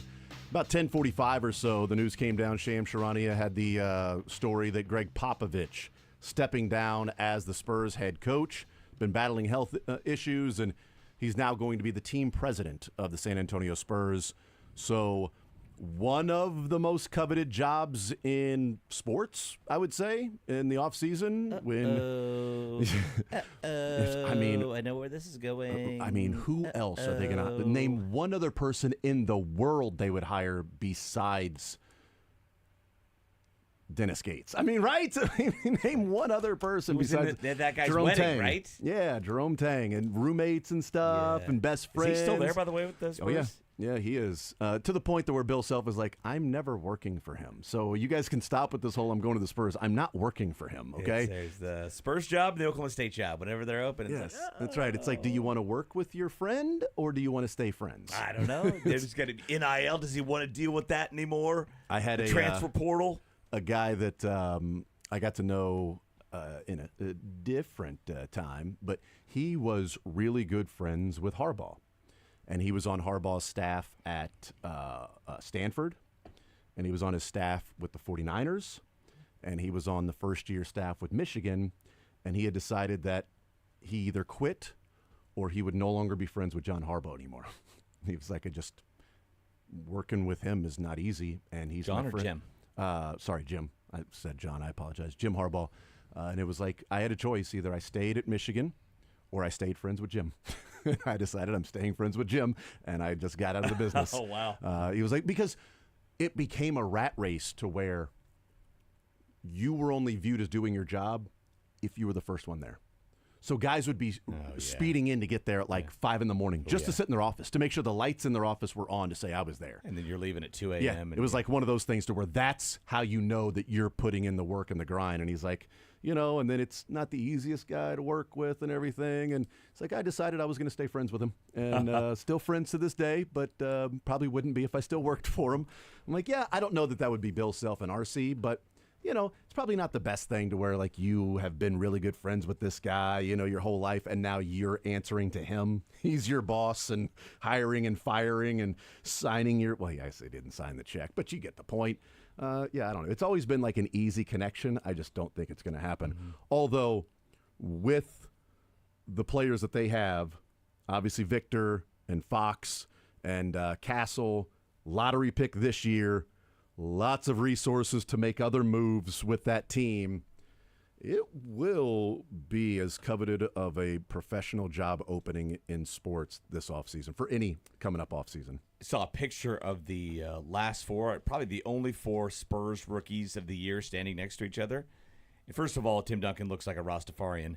Now, you've seen him recently, but he's got these long dreads, just different than this clean-cut Tim Duncan you'd ever thought of. And he's got this big old gray beard. And he also looks like he's 5'10". And David Robinson looks like he's 6 foot because Wemby is an alien. Just towering over 7-footer David Robinson. And then Castle's in there looking like a child. Yeah, holding Victor Wembanyama's hand like they're walking around the zoo together. Yes. Can we go look at the elephants, Dad? I kind of noticed the same thing when Josh Simmons was walking around. They showed the video of the Chiefs on Twitter of Josh Simmons, talking to Andy Reid in the office. And like Andy Reid looking up at him, as Josh Simmons is talking, and you're like, yeah, Josh Simmons is obviously a very big man when Andy Reid is like looking small around that guy. Andy's probably 6'3". What are we at? Big dude. Yeah. And then what's Josh? Check it. He looked 7 foot. He looked 7 foot next to Andy Reid. Nails Andy Reid 6'3". Yeah. Nails. What's is Simmons 6'6"? I'm gonna guess 6'6" for Josh Simmons. He's a massive individual, man. There's what you're listed in your program and what you're listed at the combine. I'll tell you what. And then apparently now what you're listed at your own pro day because those 6'5". measurements were. The combine is 6'5". No, he's 6'6". Well, that was without shoes on, though, right? They measure without. so. They measure without shoes, so he was wearing shoes, so that makes him like 6'7". Yeah, I don't like that argument. It's what you are without shoes on. I'm just your height. I know, but I'm just Not propped up on 3/4 inch. I know, but I'm saying he platforms. was wearing shoes when he was talking to Andy Reid. Gene and Simmons he is was, like 6'7" if you count those 6-inch lifts that he wears for Kiss, right? Yes. So 7 foot with the afro, according to Chevy Chase. Right? He's actually 6'5", 6'9" with the afro. Yeah. 6'9" with the afro. That's what it was. 6'5", 6'9" with the afro. Mick Schaefer's hanging out with us. Let's hear. You know what? Let's hear Tyler Lockett. Okay. K-State guy, dad, Chiefs player for a number of years. Brother, I believe, still But with the K-State Wildcats. Yep, the Fighting Locketts, the whole family. Tyler Lockett has always been a guy that's been connected with the Chiefs for so many years. Right? Chiefs, go get Tyler Lockett. He is a Tennessee Titan, and Tyler Lockett, when he showed up for his introductory press conference with the media, went to every single media member in the room and shook their hand and introduced himself to every single person. And then he gets up at the podium, and one of the media members asked, what was that for? I feel like, y'all are just as much as family as everybody that's going to be teammates, right? Like, so you got to get to know the coaches, get to know the media. You guys are going to be the ones writing stories about us, whether it's good or bad. And who knows, sometimes doing that handshake, you might be a little bit more lenient with the yeah, but either way, it's great to meet y'all. Obviously, I'm gonna learn new names, learn new faces, but excited just to be able to do some media with y'all. Look, I know that people don't really care about the Wide media, receiver after my own heart. but it's like that really isn't about them. It's about, hey, you're a person too. Yeah. Like we're going to be working in the same capacity. And there are so many times when somebody will just walk in, all right, ask me your questions. Geez, peon, below, person that's well below my status in life. Okay, great. Cool. I can get out of here at these guys. But Tyler Lockett's like, no, you're professional. I'm professional. Walk in. Nice to meet you. You're going to be asking me these questions. And so therefore it can actually be a relationship with somebody. Like, it's not really from a media perspective. It's like, just seems like a really good dude, like a really good guy Good that sort of practice for any job you sort have of in life, right? sort of understands life. Like, oh, you guys are humans and doing a job, and I'm a human doing a job, and we're going to be working together. How many people that you're going to be working together do you never actually like introduce yourself to and meet officially, as opposed to just like, oh, hey, I'm entering a meeting. Hey, how you doing? I'm this. I'm do it all the time, and it's the first time I think we've ever seen like a player walk in and shake every media member's hand before they start the press conference. It's pretty awesome. Good for him, and it's a. No, I don't want to call it a move like it's strategic, like he's doing this. I feel like just knowing, first of all, his dad and him a little bit. That's a genuine move right there. That's him in a nutshell and a kind person. Yeah. Yeah, it doesn't cost you a nickel to be nice to anybody, and in fact, it can give you the benefit of the doubt when it comes down to it, right? When in this case, somebody's on the fence, like, should I write this about him or not? You know what?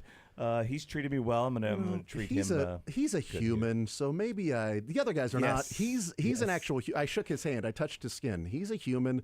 Maybe I give him benefit of the doubt. He's getting used to the offense, right? It's he and not You on know the what? same I'm going to page. blame this on Will Levis. He did not shake my hand. Yeah, you know what? I'm going to blame it on him. And Will Levis wasn't even in the game. It was Cam Moore, but it's still Will Levis's fault his because fault. that guy eats mayonnaise in his so much coffee. mayonnaise. He drinks mayonnaise in his coffee. I guess you wouldn't eat the mayonnaise in the coffee because then you would just be drinking it, right? Wouldn't it dissolve? Does mayonnaise dissolve in coffee? Depends if it enters your mouth as a liquid or a solid. That's a great point. Yeah, I don't know. Sometimes you have to chew. I don't know the mayonnaise. You ever chewed mayonnaise, Sterling?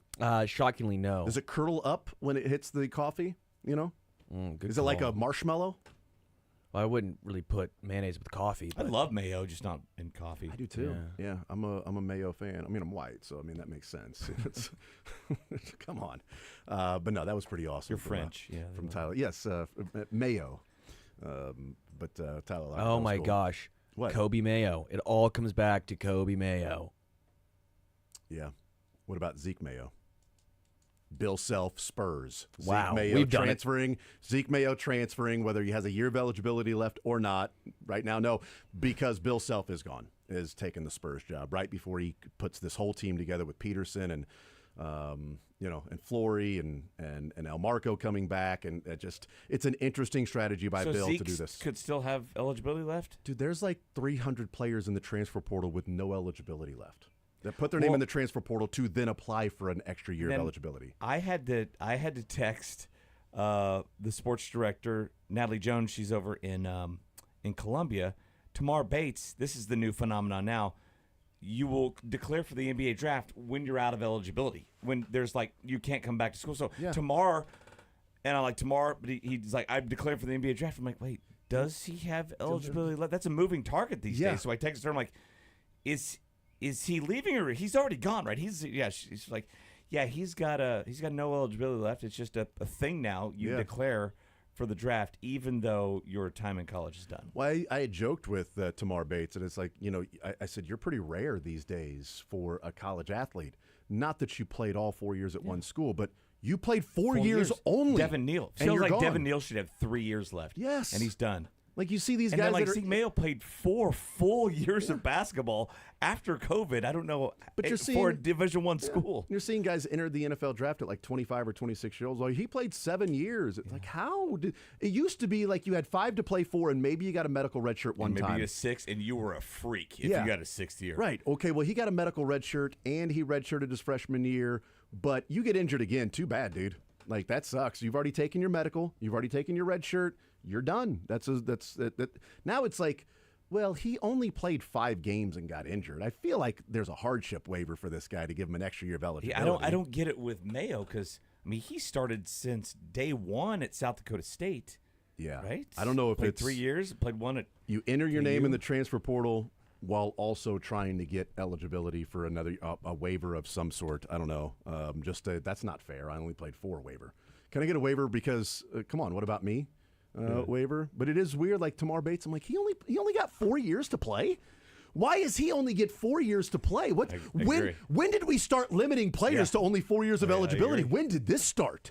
Can players have a little bit of rights these days? Didn't he go to a prep school though? Is he a year older? I want to say he left Piper and went to a prep school. Maybe he did for his actual senior season, but I thought he had one of those gap year type deals. I thought he was a little older too. Yeah. Let me see if I can find that out. Maybe he's just ready to go pro. Maybe he could apply for an extra year of eligibility and was like, you know what, I don't care. But yeah, Devin Neal might not even be 22 yet. I don't even know. It's like, and he's played 4 years. There's got to be a way, right?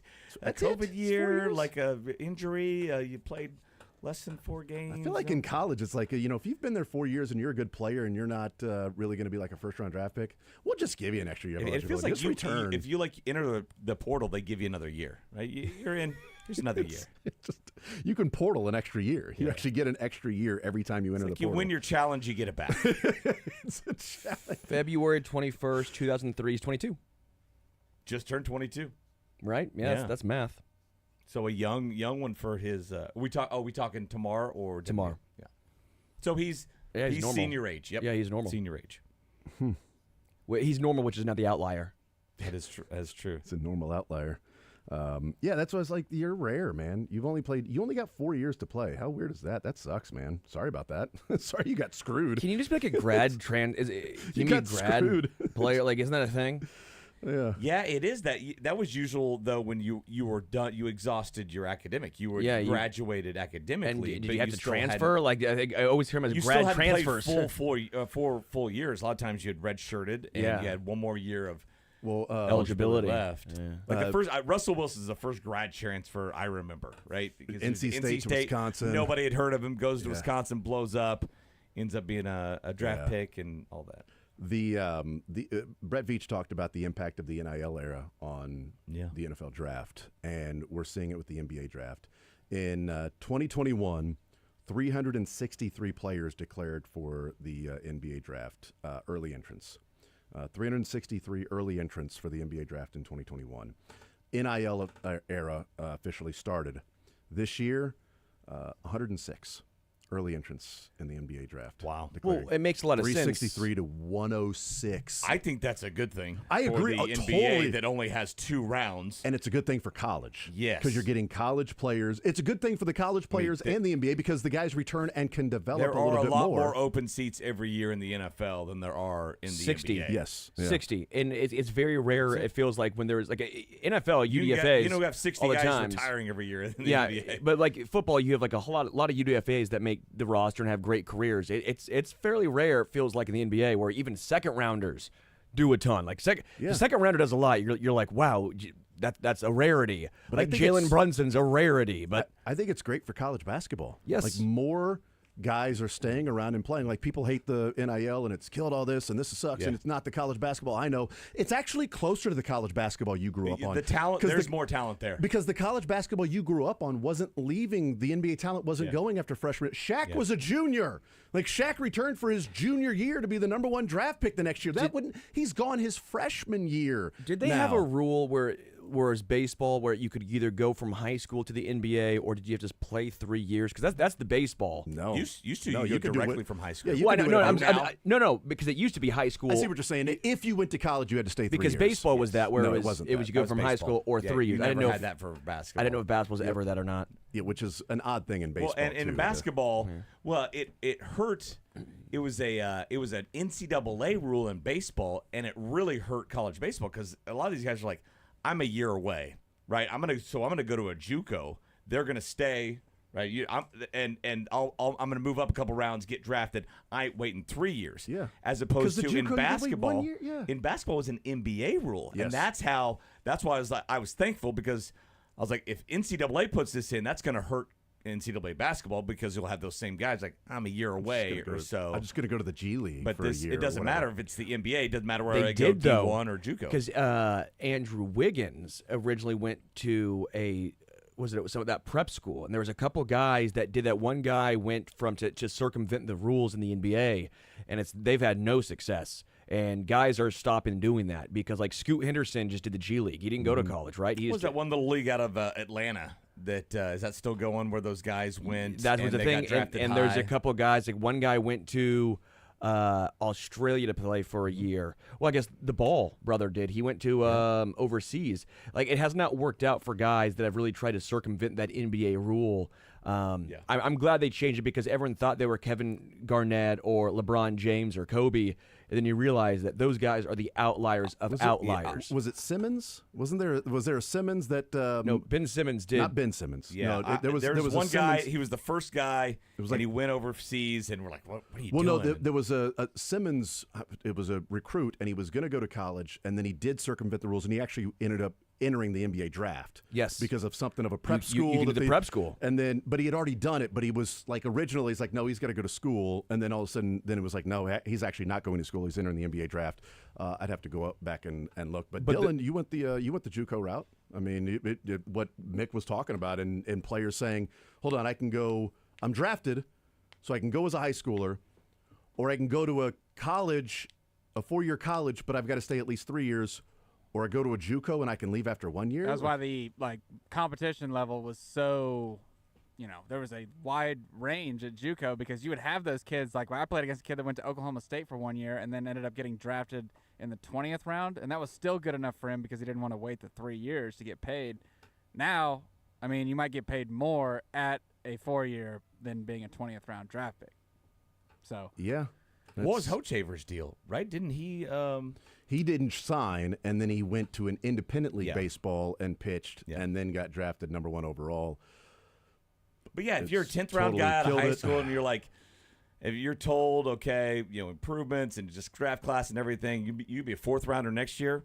Okay, I like that, but I don't want to play 3 more years and roll the dice of injuries and you'd have what kids happens. that have like a absolute tear it up like freshman year. And this is what happened. The Oklahoma State kid, he tore it up at Oklahoma State, and they said like, hey, you could get drafted a lot sooner than 3 years from now. So he transferred out and played it. Cali Community College is like the home in the Jayhawk Conference, which is the one around here for all those kids in Oklahoma that either go to OU, Oklahoma State, or turn those places down because of the draft status that they might have. Yeah, Anthony Simons. So not Simmons. Anthony Simons. Oh, then he went to Portland. Yeah, he was. He went to IMG, and so he went directly from high school to the NBA and circumventing the rules. So he's it the took him a he's while. the first player since they had the one and done that graduated high school and then went to the NBA draft. But it's kind of my point, though. All these guys that have done it, I mean, he's been good. Because it was a postgraduate IMG. Yeah, he's been good, but I mean, like, it's very rare. I mean, his first year in the NBA, he played 7 minutes Second year, 20 minutes. Third year, Total or per 17 game? minutes. Per game, 17 minutes. I mean, it took him. It took him until his 4th season before he really became like a regular. Like, right, and he was a top 5 recruit in the country at the time. And for a lot of guys, they're fine with that, right? Like I want to start making money now. And that's fair too. And But even if it's he rookie was minimum, whatever. This 24th overall. It wasn't like he. I mean, he was a high, and this is why I think that it was a little bit overblown when because the NBA reinstituted this rule, right? Because they had some pushback on it, and they said, okay, well, you can now do this if you go overseas for a year or be a professional. And it hasn't transpired like I think a lot of these kids thought it was going to. And it's actually good for college basketball because I think they've realized NBA is just sitting here going, just the fact that the NCAA didn't make that rule, it was not their rule for college basketball like they did for baseball. Really helped out. And now you get paid now, and there is more talent now. It's harder to cheer for it, though, obviously, because you got your rosters turning over each and every year, and you got to get acquainted to a new team every year, and it kind of creates these, assassins for hire, basically, who are going to be in the portal every single year, and they're hard to turn down for a coach because there's a guy that can come in and score, but as we've learned, it's hard to bring teams together and establish that culture in the matter of a few summer months and have it turn out to be a great product on the floor. There's teams that do it every year, but I feel like there's a lot more teams that don't. Yeah, I said Anthony Simons was the first one. He's the first American-born. Thon Maker. yeah, that's the name I was thinking. It was Thon Maker was the first one because Thon Maker graduated technically from his high school in the summer before he played his last year in high school of basketball. And so then he went to the NBA and said, actually, I graduated June of last year. And that is the draft is now a year removed from when I actually graduated. And so they had to go back and get a ruling from his high school and was like, well, actually, he did have enough credits to be a graduate in June of last year, so he did graduate June of last year, and they were like, "All right, cool. You've done a year removed from high school graduation, and even though you didn't go to college or Got us in a loophole, but whatever. But whatever, here you go. Come on in." And it did not work out for him. He was drafted 10th overall, so good for him there. I'm sure he got a good chunk of change. Yeah, Kansas was in on Thon Maker. He is 28 years old. He just turned 28 years old, and he's been out of the NBA since 2021. Wow, that's crazy. His final year. I mean, and he never did anything in the NBA. His most points scored in a season was 5.5. I don't think he ever committed anywhere. I don't think he ever committed to a school where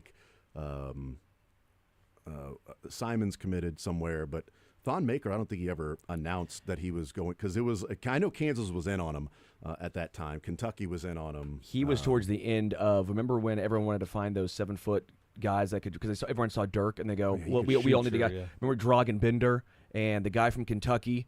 There's a guy from Kentucky who was like that around the same time frame as well. Bam Adebayo.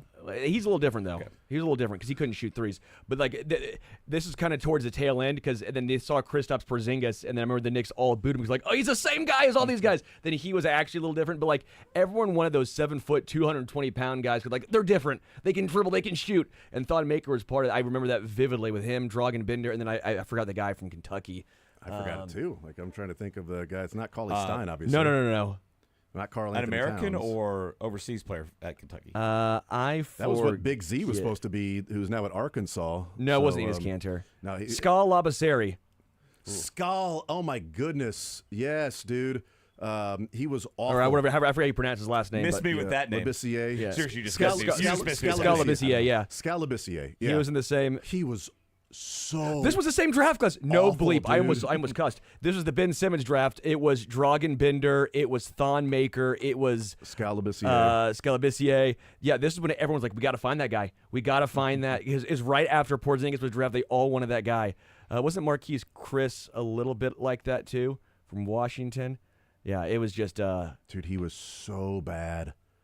Oh Yeah. my goodness. He was like the number one recruit in the country. He was number one by ESPN and Scout and Rival. Skal Labissiere was. Yep. 7 foot, shoots, dribbles, crosses dudes over, and he got to college and he was brutal. Check he was so bad. Diao. Remember him from KU? Diallo. Yeah, Diallo.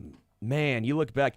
What's crazy is Free Shaq. this draft class was not that long. This was 2016. Yeah. The Ben Simmons, Brandon Ingram, Jaylen Brown, same draft classes. Dragan Bender, Buddy Hield, Jamal Murray, Jacob Podol, Jamal Murray turned out to be a damn fine Domantas draft pick, man. Sabonis. Do you remember Denzel Valentine? Oh, yeah. He made like 2 years in the NBA. Unfortunately, yeah. I remember Denzel In Valentine. college, he was insane. Everyone's like, Yeah. why is he falling on draft boards? Then he played like 2 years in Chicago, and everyone's like, this guy, how did he ever make it to college to play basketball? He's now a coach. Denzel Valentine, I remember him because I took him number 1 in the player pool when he was at Michigan State, and that's the year they lost in the first round as a 2 seed. And I had Denzel Valentine as my first pick. I'm like, well, thanks a lot. First day, too. It was like a Thursday. I'm watching that, and I'm like, are you freaking kidding me? Like, they lose. And thanks a lot, Izzo. Like, you always get 5 games. It's what you do. You're 5-game Izzo. That's what they call you. Nobody calls him that, but still, like, he's 5-game Izzo. This was my first year in Philly working for the Sixers when they drafted Simmons. I had just got there. You loved it. You were like, Hated this it. guy is the next This guy's LeBron. amazing. This guy's, Absolutely if you hated combined it. LeBron and Jordan, they would be named Ben Simmons. I did say Brandon Ingram, but that wasn't a whole lot better when Jaylen Brown went third. But You said Brandon Ingram would go down as the greatest player that ever lived. I did not. But I liked Ingram and Buddy Hield. Well, that was the 2 drafts in a row, 16-17. Yep. Where all 4 teams picked in the same order, and The there Sixers were screwed up 6 every single There time. were 6 picks that were missed, and then the Celtics got Tatum and Brown. Tatum and 2 Brown. years in a row, they took guys that can't shoot. So Yeah. Well, Phoenix took Dragan Bender and then Josh Jackson back-to-back years. He had a Celtics good took year at KU. Celtics after- took Tatum and Brown. Lakers took Ingram and Lonzo Ball, which actually weren't bad, but bad for the Lakers. And then the Sixers took Ben Simmons and Markelle Fultz, and I hated both. Yeah, I was so angry. The Suns took Dragan Bender and Skal Labissière in the same draft in the first round. and they take Alex Len too, like a couple years before. God, man. He was bad. We're gonna throw numbers at the 7-footer that can shoot and cross people over like KD. We're throwing numbers to find the next Kevin Durant. We're taking Skal, we're taking Bender. We're probably gonna trade with the Bucks for Thon. I don't know. Just throw anybody out here. I'm not sure. Anybody that's 7 foot that can maybe shoot. We've got the next Kevin Durant. We'll find it. So there isn't a next Kevin. Okay, that's fine. And then We'll get there 18, they eventually. go, we can have Luka Doncic. Let's get DeAndre Ayton. Man, Phoenix, what are you doing? Ayton. Yeah, poor guy. That's some injury stuff that went along with that too. But I know, but yeah. But also, it's like you're Phoenix. not traditional centers, anymore that we've seen in past where he would have been, that stud. Oh, well, player. good thing the year after that they went with Jarrett Culver from Texas Tech. They got it right. Wow, Phoenix, man, They got this it right is with Booker though. They got it right with Booker when they took him. Jalen Smith and You just got to go and find. next year first. I mean, this is brutal. You got to go and find the son of an all-time Missouri great before you finally get it right. If you're the Phoenix Suns, that's what you had to do. They finally found an all-time Missouri great son in Booker, and They and it finally works. just started paying guys. Deron Sharp was in 21. Sure. We'll take a timeout. We'll come back. And speaking of paying, Jeff Ulbricht's son, Jax, is probably paying a lot of different ways, but he had his press conference. And then we got the cuts. And I also want to weigh in on what we talked a little bit about the offense from a positive standpoint. The Royals are 9-1 in the last 10 games. And what have they done offensively? Maybe better than you think, even though the runs weren't there. We'll do that coming up next.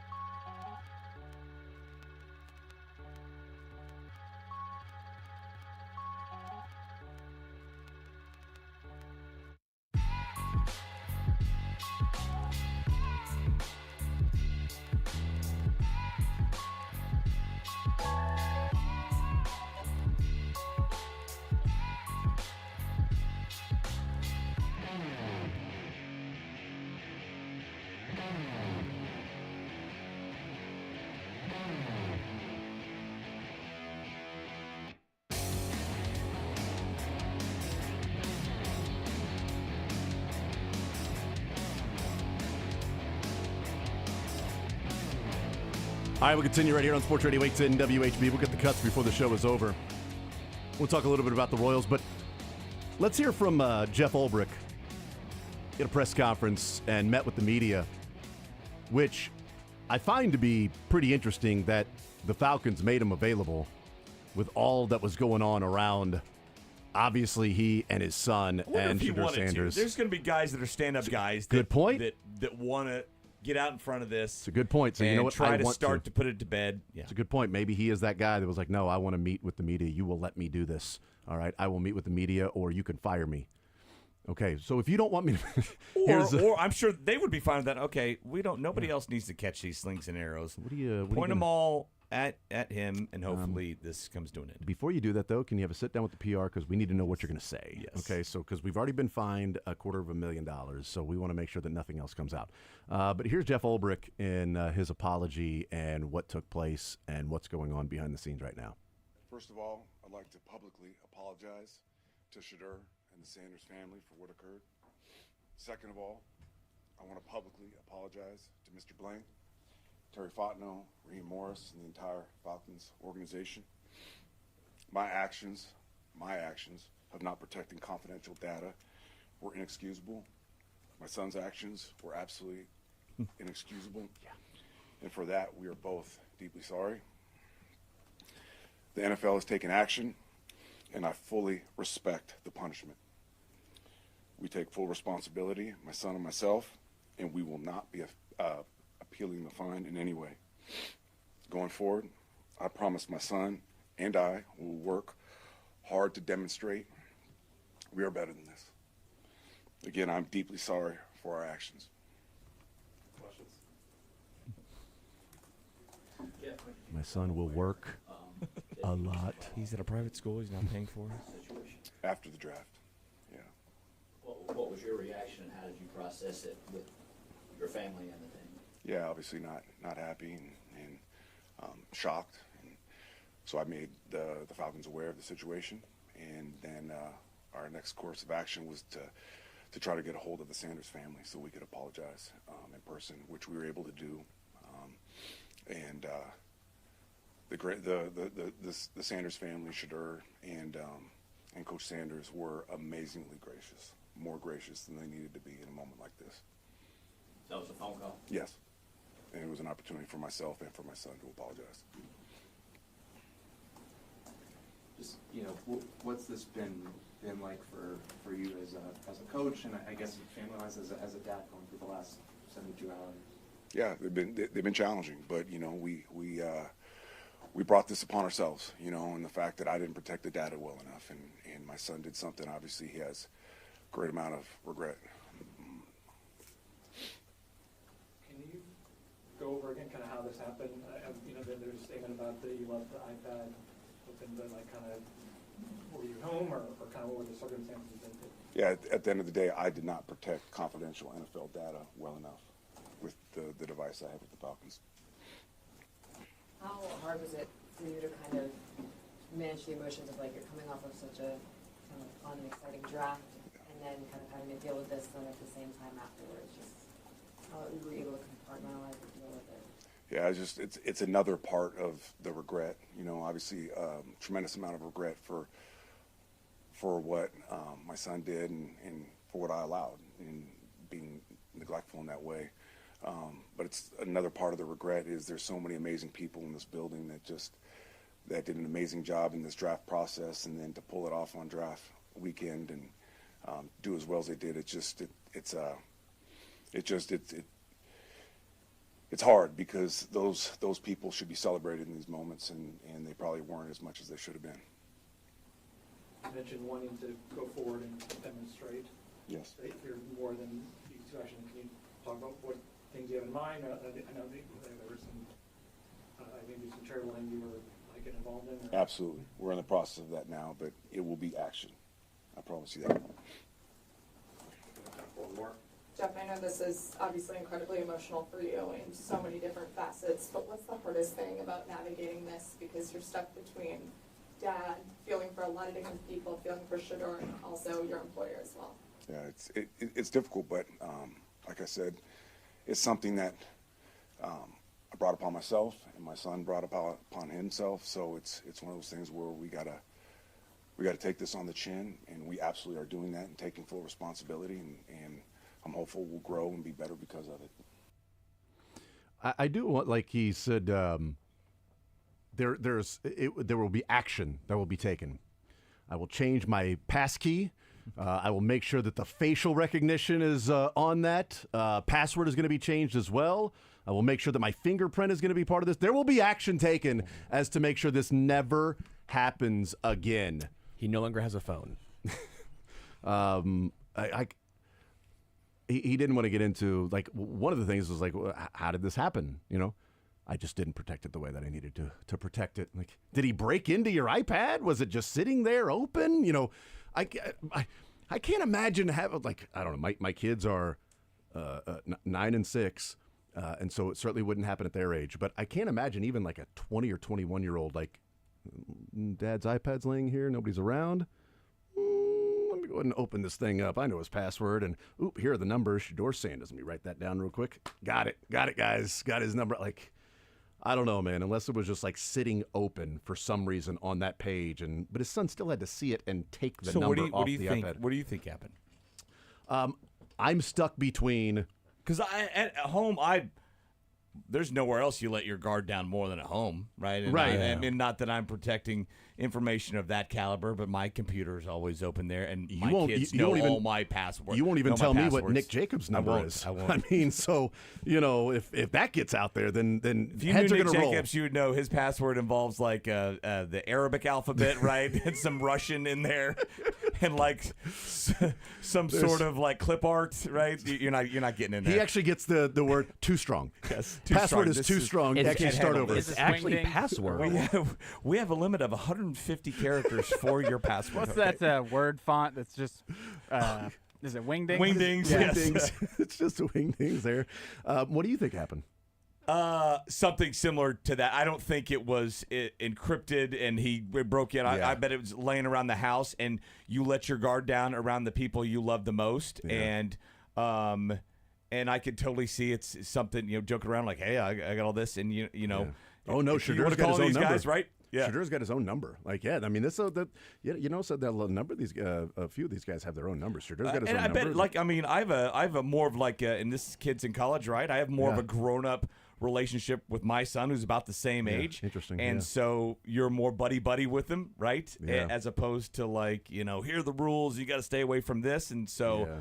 Yeah, you let your guard down, whether it's leaving the computer open and he knows your password or whatever, or you're joking around like, yeah, maybe he asked the question, okay, how do you give these guys a call? Well, they've got their own secret numbers. They're all right. We've got here. all the numbers right here on this. But that wasn't. It wasn't the kid who made the call, right? No, he was the one sitting on the couch. His buddy's got to have a press conference. His kid was the one sitting on the couch in the background. Well, I do find he would have had to search a little bit, because why would Shador Sanders' name be up? You're a DC for a team that already has a quarterback, like if he stole it without his dad knowing, like if he went I think it, then he would do have a little searching. I think to where like the coaches. I wouldn't think maybe they do.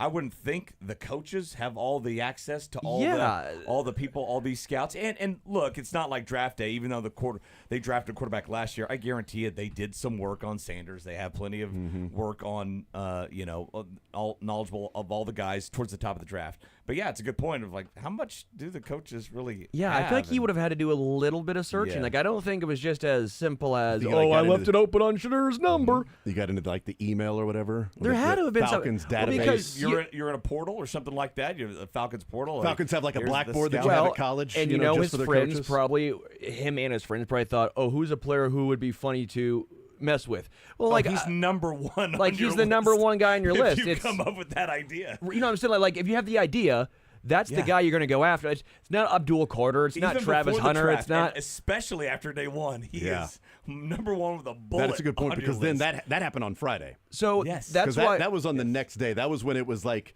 hey, it's Mickey Loomis with the Saints. So I blame the Giants really for not drafting 100%, him. This yes. wouldn't have happened. So Wouldn't have again, happened at all. Where's their culpability? I think he nobody's looked all for it. upset if they pranked Jackson Dart. No, No, not I mean, at all. By the way, And maybe his mom answers. I so. did talk. So I talked to Ashton Genty after the draft, and he said that You want to he pick up that name right there?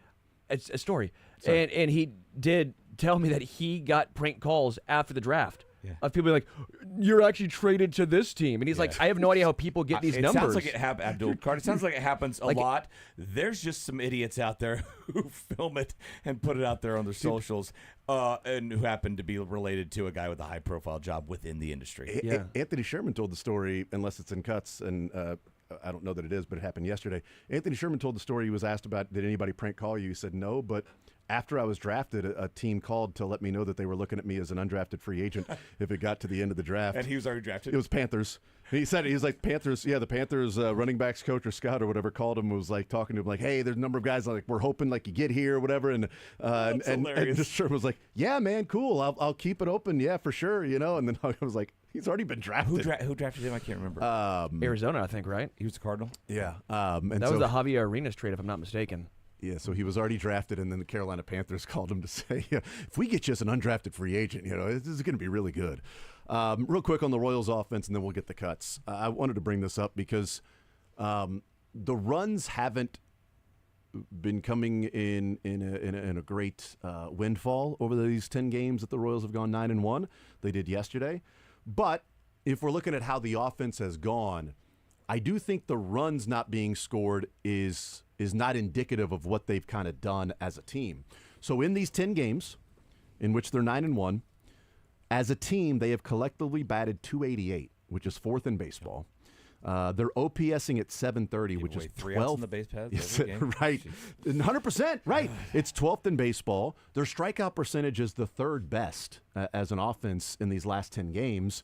It's just there are certain holes in the lineup at certain times that aren't really doing their part or getting thrown out on the base paths like some Tooplands. And then you have a couple of innings where you put it together, the guys that are all hitting well, and you score some runs yesterday. But the runs haven't followed what the offense, at least the bats, have shown. Every game when they win 3-1 or they lose 2-0, right? Afterward, it's like, yeah, they were 1 for 11 with runners in scoring position, which sucks. But on the other end, you got those they guys are on base. creating those opportunities. I thought the great part yesterday feels like every one of their runs was with 2 outs yesterday. And so some clutch at-bats yesterday. And Sam McDowell called it kind of a week ago.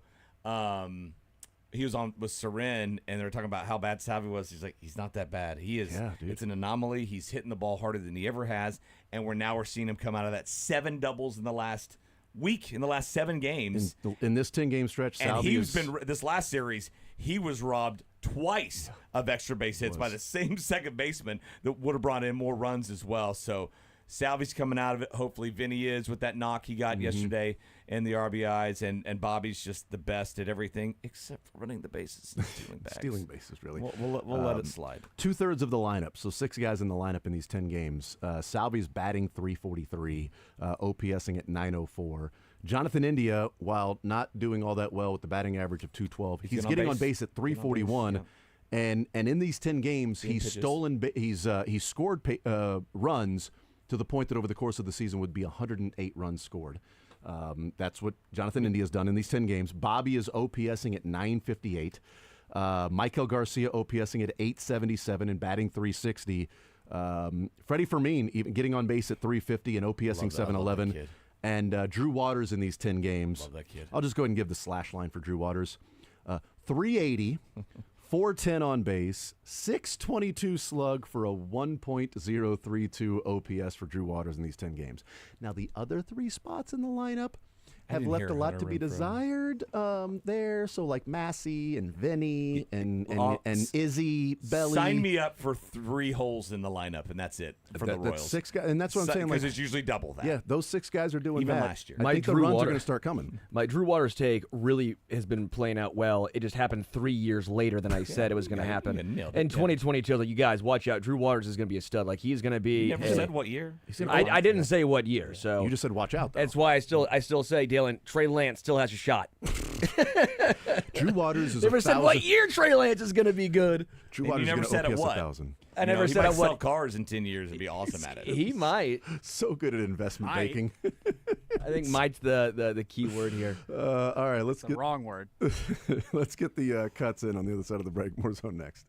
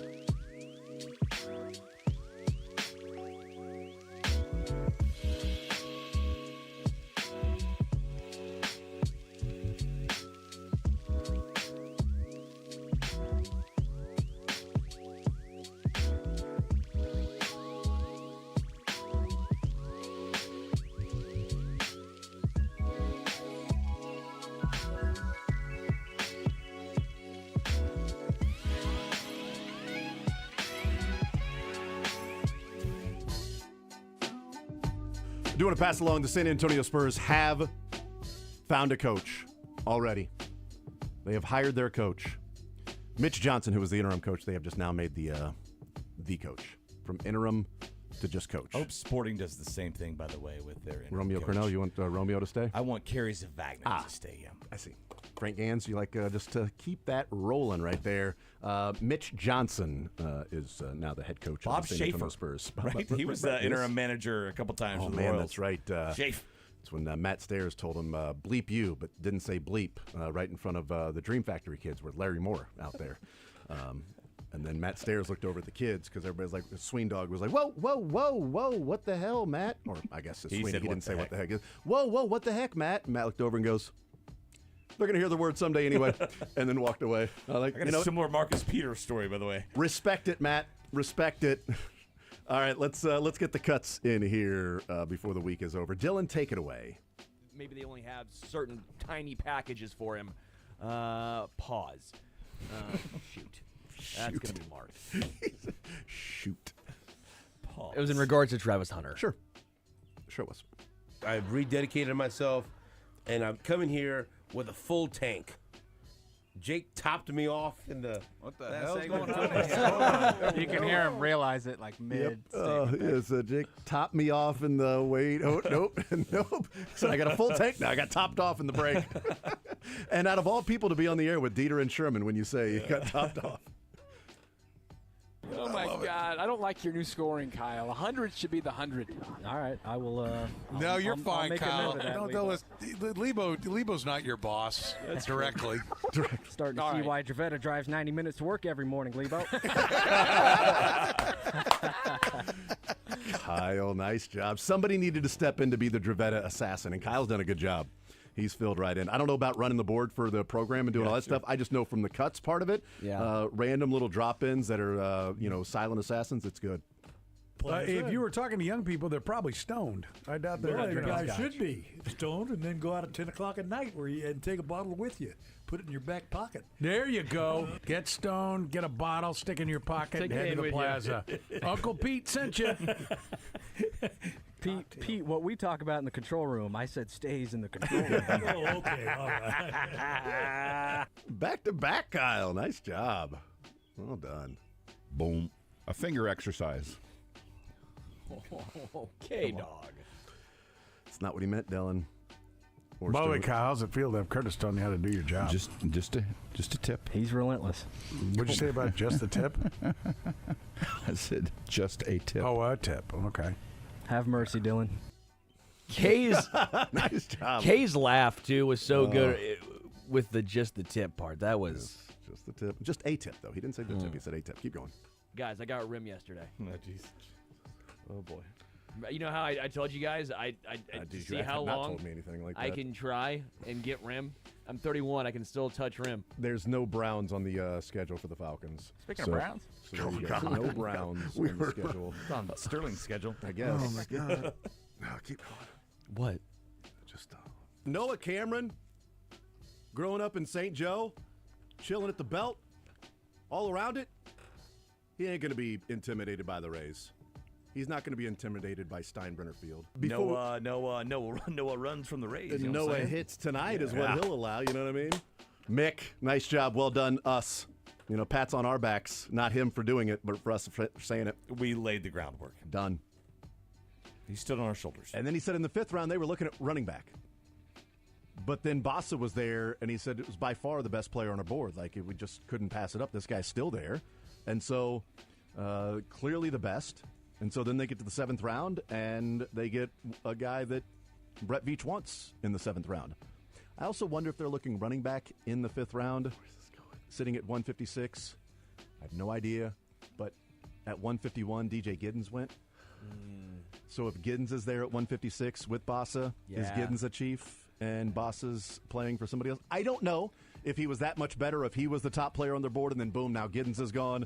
I have no idea, but he went 5 spots before Bossa. Yeah, there's a bossa nova to their ears, huh? Long way for that one, fellas. What? We got there. We landed the plane eventually. Nice job, Sterling. I thought we got there. That actually got me, though, on that day.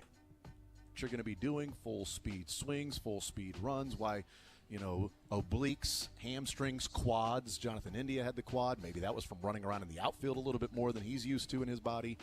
I thought that was an interesting podcast that they had a couple of podcasts to go to. Well, I might be wrong, but it feels like the Chiefs, knock on wood, have been pretty good in the soft tissue injuries for the most part. And I wonder if it's because they do have harder training camps. They have Andy Reid. That's what he's known for. And it's not easy. It's not just walkthroughs. Yeah. And I wonder if it's because it helps prepare these guys to get in game shape earlier on than a lot of other teams. But it's a good point, though. You're the last game if you play in the Super Bowl, and if you win, you're the first game.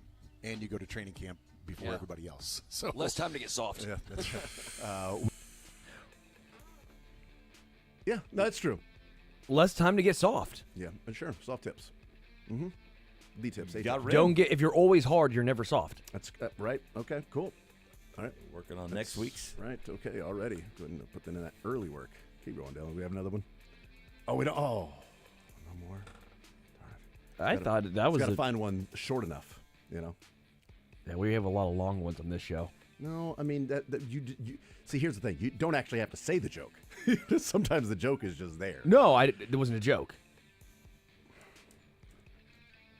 Are we done yet with the week? There's too much time left. Yeah, I We mean, just got to keep talking now. And can Kyle step in and say fill the something air. funny Well, real here quick? he comes there. Mick, you got 10 anything? seconds. No, I'm just staring at you guys in pink. Yeah. Hey, you know what? Two in the pink. Tonight in the oh my God, dude. La Casa in the Oaks and Sovereignty in the Derby.